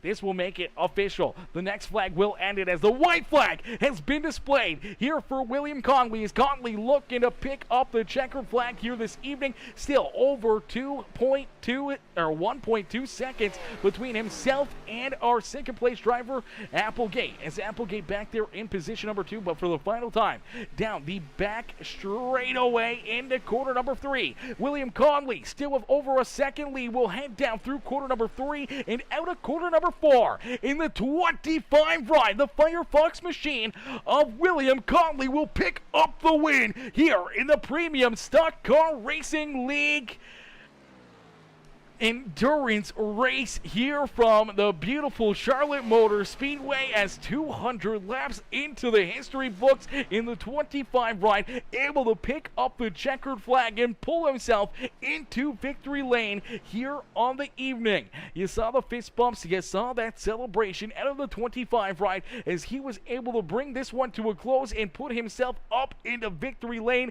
Ladies and gentlemen, boys and girls, let's see some congratulations up in the comment section right now for this 25 ride. A heck of a run, a heck of a drive there late in this race, and now he's going to do what every driver here that loaded into the simulator wanted to do all evening long. He's going to get ready to burn down the house here at Charlotte Motor Speedway. We'll have to wait and see if he decides to burn it down or not. He's rolling there just on the front straightaway, but possibly picking up that checkered flag, getting ready to celebrate here with him and his crew and everything else. Man, what a run and what a drive here for that 25 ride. You get a good look at him up there as well, as he is absolutely psyched to be up here in victory lane. Let's get him up here right now, ladies and gentlemen.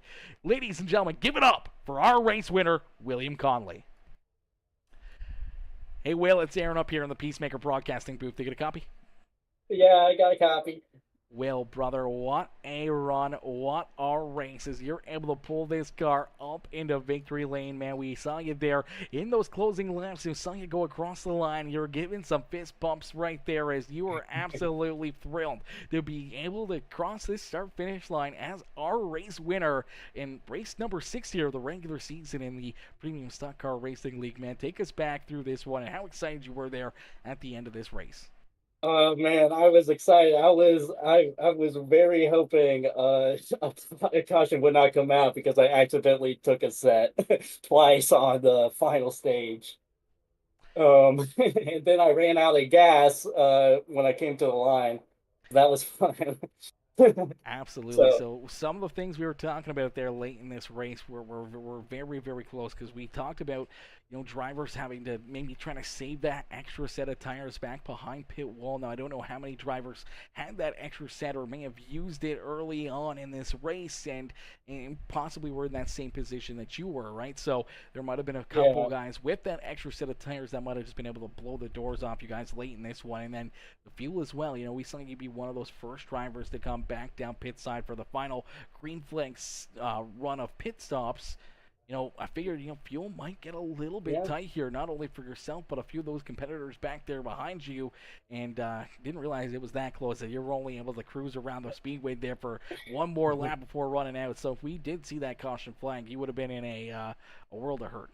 Oh yeah.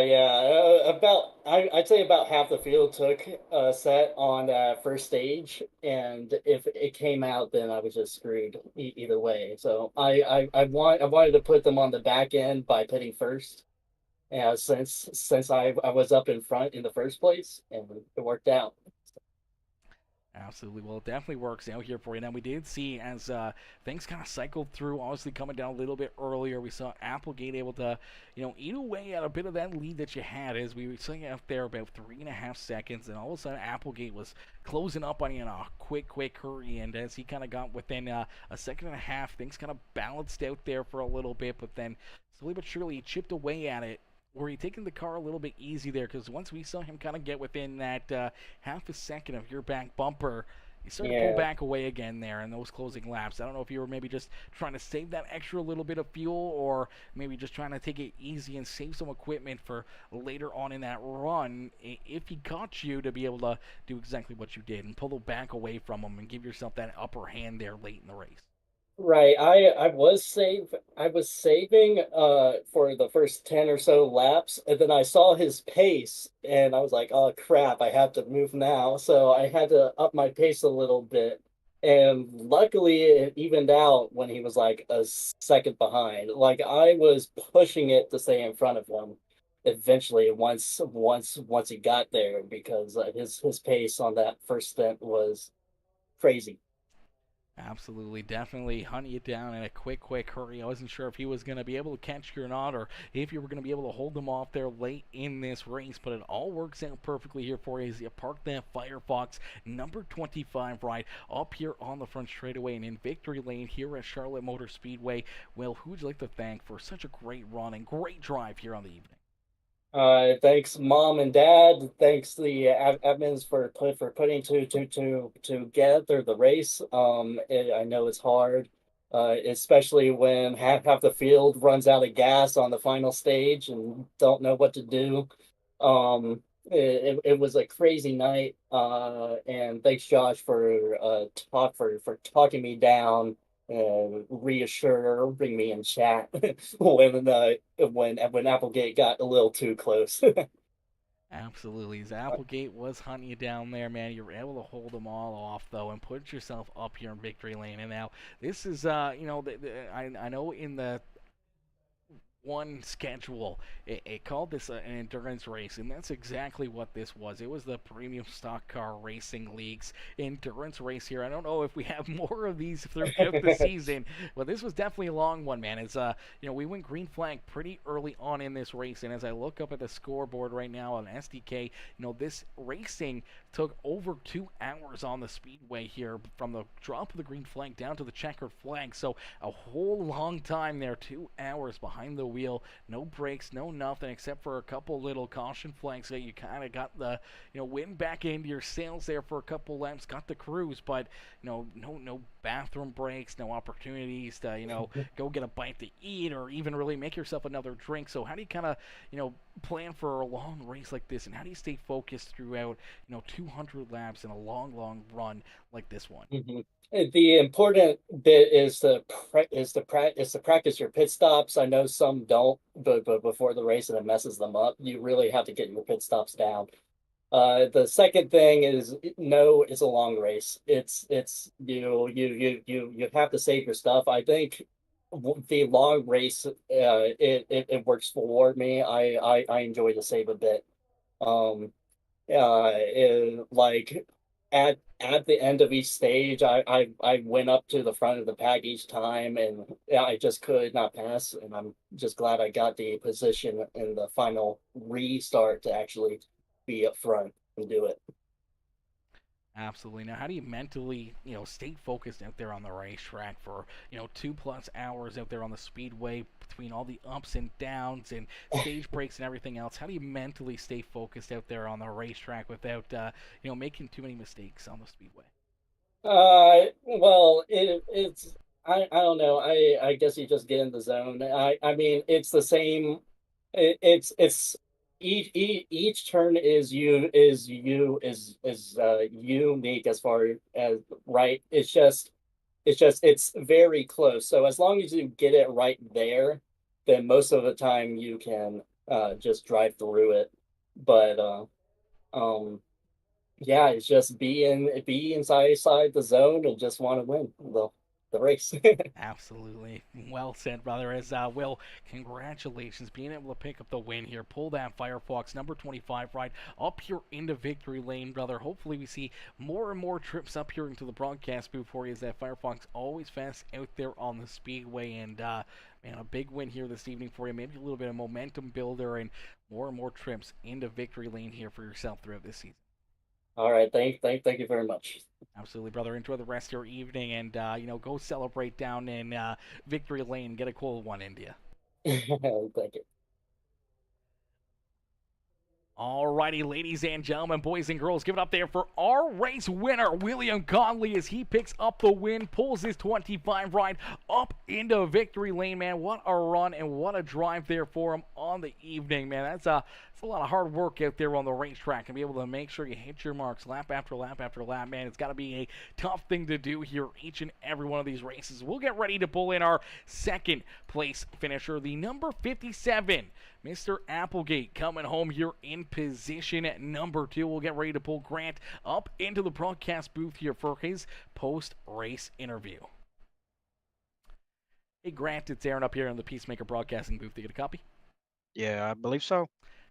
Grant, brother, another good run, another strong performance here for you. We saw you lead laps in that first stage. We saw you battling hard here throughout the rest of this race, but unfortunately right there at the end as you were trying to track down that 25 ride, it seemed like the car kind of fell off a little bit there in those final 10 laps or so and just couldn't quite get back to the rear bumper of William Conley here for the race lead. Yeah, I was just probably pushing too hard and missing my marks. I don't even think I burnt the tires off of it. I think just pushing too hard and missing the turn and screwing up. Absolutely. As the laps were counting down, the pressure was on to try to make up that ground there, and you got so close to him there, about half a second back there late in this race as you were right there almost in striking distance to take that race lead away from him. You were in this one. Unfortunately, had to settle back in here as he started to open up that gap. He started to fall back a little bit, able to hold on and hold off a couple hard chargers right there as we saw Jordan Hand and Josh Kreider for a few laps trying to get around you. They were hassling you there for position number 2. You're able to kind of block them, take the preferred line away from them there late in this race and hang on to that second position. Yeah, once I kind of got pushed tight and got in the wall, and I had some damage. I don't know how much, but at that point, I just kind of settled in and just run the bottom. I mean, I didn't feel like I could get past. I mean, they were obviously quicker. They caught me, but I mean, I don't really think. Well, you're so tight at the end of the run that the top's hard to run. So, and then with them racing each other for third on top of that, I just felt like if I hold my line, they'll race each other, and that's what they did, and kind of drew themselves back away from me and gave me a little bit of room. Absolutely, as they kind of fell back there, duked it out between themselves. You were able to hang on here for that second spot on the Speedway, and after 200 laps here at Charlotte Motor Speedway, I'm sure you're a little bit tuckered out as this is a very long race. You guys had to sit behind the steering wheel here for quite a while here on the evening. Now, we talked about William and about his strategy out there on the Speedway, but what's your strategy coming into a long race like this? Having to know that you gotta not only mentally be prepared for a long race, but physically prepared for a long race as well. How do you get ready for a long race like tonight? Honestly, I don't know. I don't run much league racing, especially super long races like this. This was my first race that was this long. But I was good for the first probably 175 laps, and pushing there at the end, I started to tense up and all that, trying to push and drive it and all that. So, I mean, I was fine for the first 175 laps, and then just at the very end, trying to push probably starts to wear you out. But, I mean, at the end of the day, it's a video game, quotation marks, so it's not a huge deal. I'm not getting G-force put through me or anything like that, Mm-hmm. so. Yeah, it's not too bad, but it's still a lot of time to not only be physically focused into a race, trying to make sure you hit your marks lap after lap, or run into your foot or your leg or something, going dead, or losing a little feeling in it, or just the wear and tear on your arms or your shoulders and everything throughout a long race like this is you can definitely start to feel that, as you said, late in this run, in those final 25 laps, starting to feel that little bit of tightness and soreness probably between your arms and everything else, and your chest and your back, and it tends to be a little bit difficult out there after that many laps. And you got to think when they come here for Daytona, or not for Daytona, but for the 600 here, the Coca-Cola 600 at Charlotte, they do virtually like 60 something laps more than this. So you guys were probably like 400 miles this evening. So it's a long time. It's a lot of laps that you have to be not only physically prepared for, but mentally prepared for as well, because you can lose your focus out there in a quick hurry, especially during some of these long green flag runs out there on the racetrack. Yeah, I've always been good at being able to stay focused in races and be just consistent. Um, so the mental aspect I've never had issues with, but yeah, my hands are my only real problem because just gripping too tight, trying to push too hard. So other than that, yeah, but it's a long race, but it's not the longest race ever. I guess it's Yeah.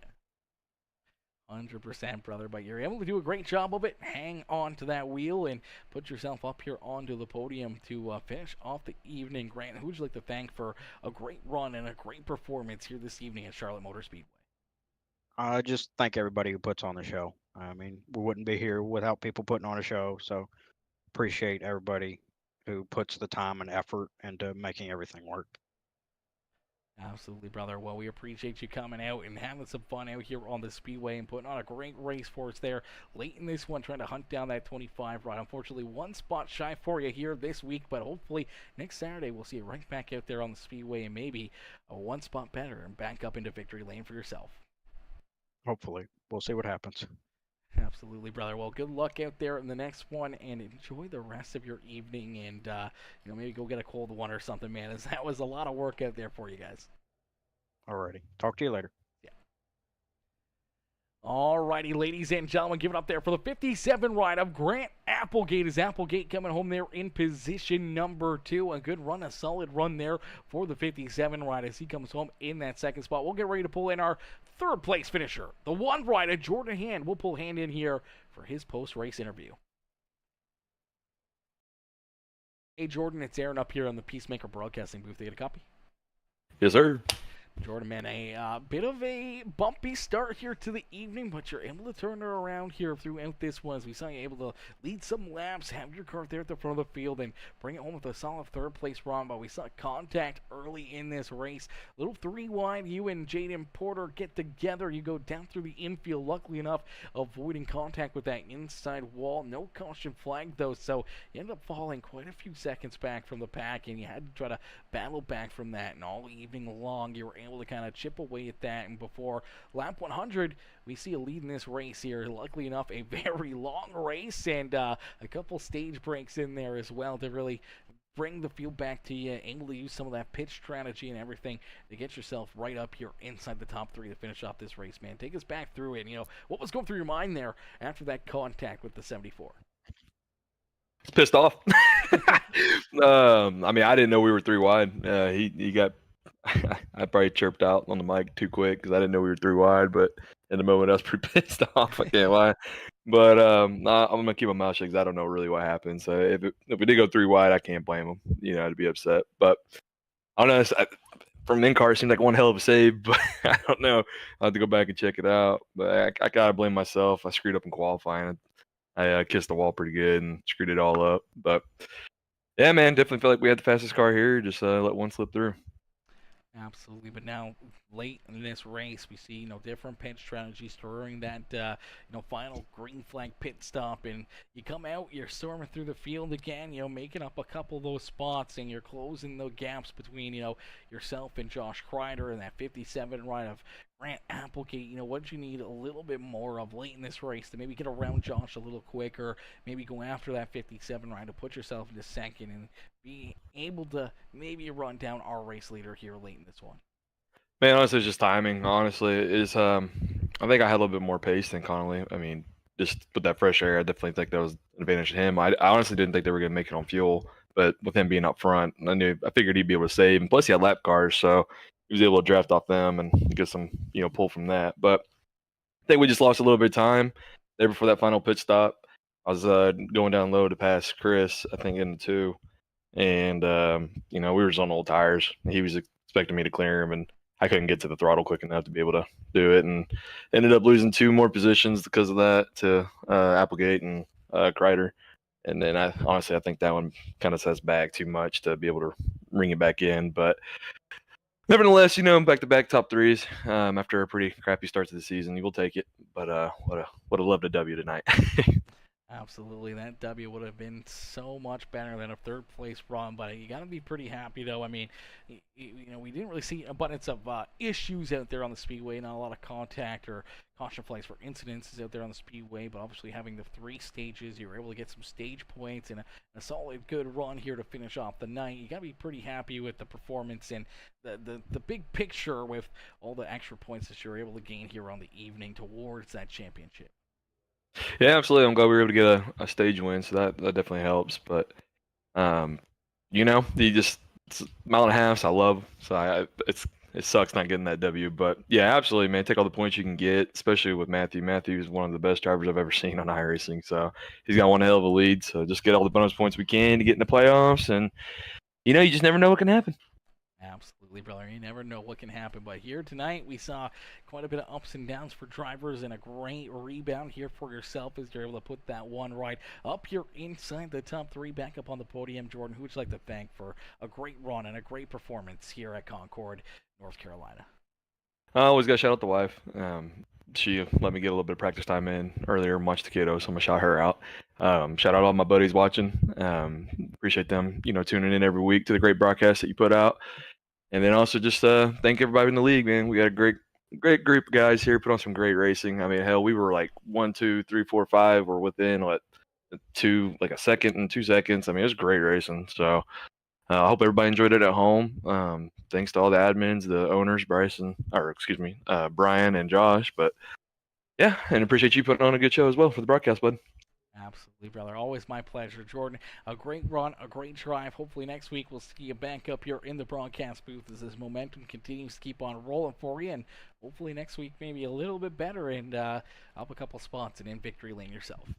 Brother, I doubt it. Next week, I think we're going to dirt. And that's not my thing. So maybe we'll just skip next week. I'll see the following week, man. Okay, well, it's going to mix things up even more there. But, you never know, brother. I mean, hey, those trucks, I guess you guys are in the trucks, or are you guys back in these? Yeah, I think it's the trucks for the dirt race. They couldn't find it set up for the Xfinity cars. I didn't think they would. So the trucks aren't too bad there on the dirt. So in Eldora, it's pretty wide. It's pretty fun.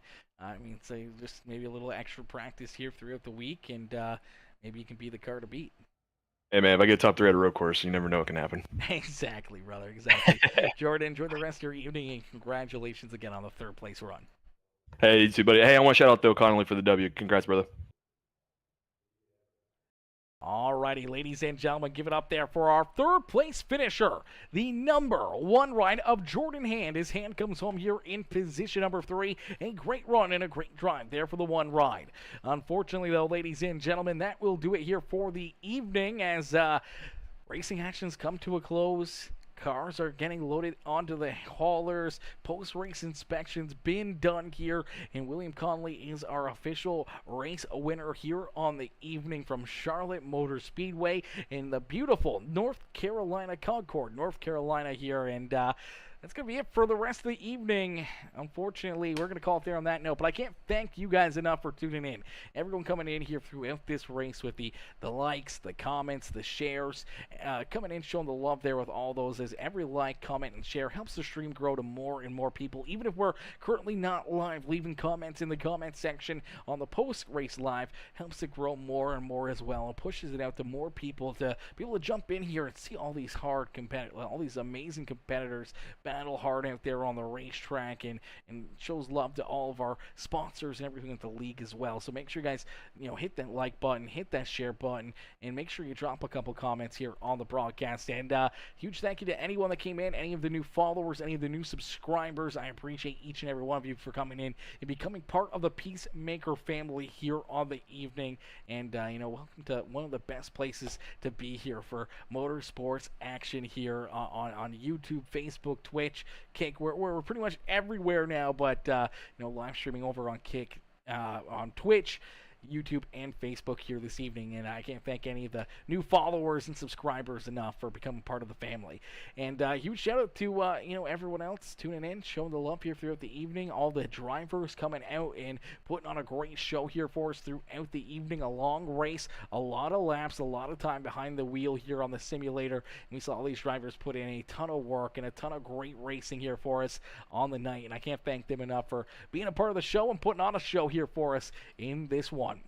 Huge shout out again to our race winner, William Conley. Unfortunately, though, that will do it for us here this evening, ladies and gentlemen, boys and girls. I can't thank you guys enough for tuning in, and I will see you guys all back here. I don't think we got anything going on tomorrow night, but we might get something going. Maybe put up a random lobby or something tomorrow afternoon. I'm not 100% sure, but right now, none of our Sunday leagues are in action, as we got there's a big money race going on tomorrow evening that we're not broadcasting. So our league that we were going to be doing tomorrow, and they decided to push back for a week, so that way everyone could be a part of that show or be able to watch it and everything else. So we'll be off tomorrow, so I'm not sure what we're going to be doing or if we're going to be live, but I'll let you guys know. I'll keep you guys updated in the community tab and over on the Facebook channel and over on Twitter as well. But listen, can't thank you guys enough for tuning in, coming in, showing the love here all evening long, and I will see you guys all back here in the next one. Peace out for now, baby. Peace out for now, ladies and gentlemen. Woo! Revolutionize the way you see your car with the hottest trends in sim racing.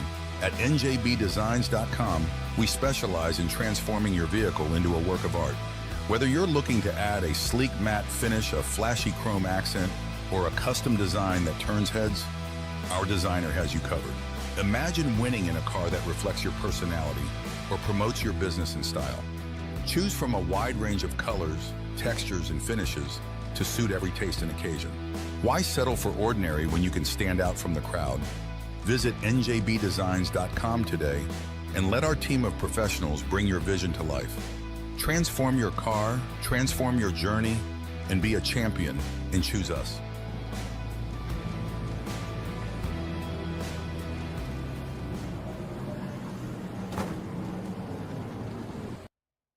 You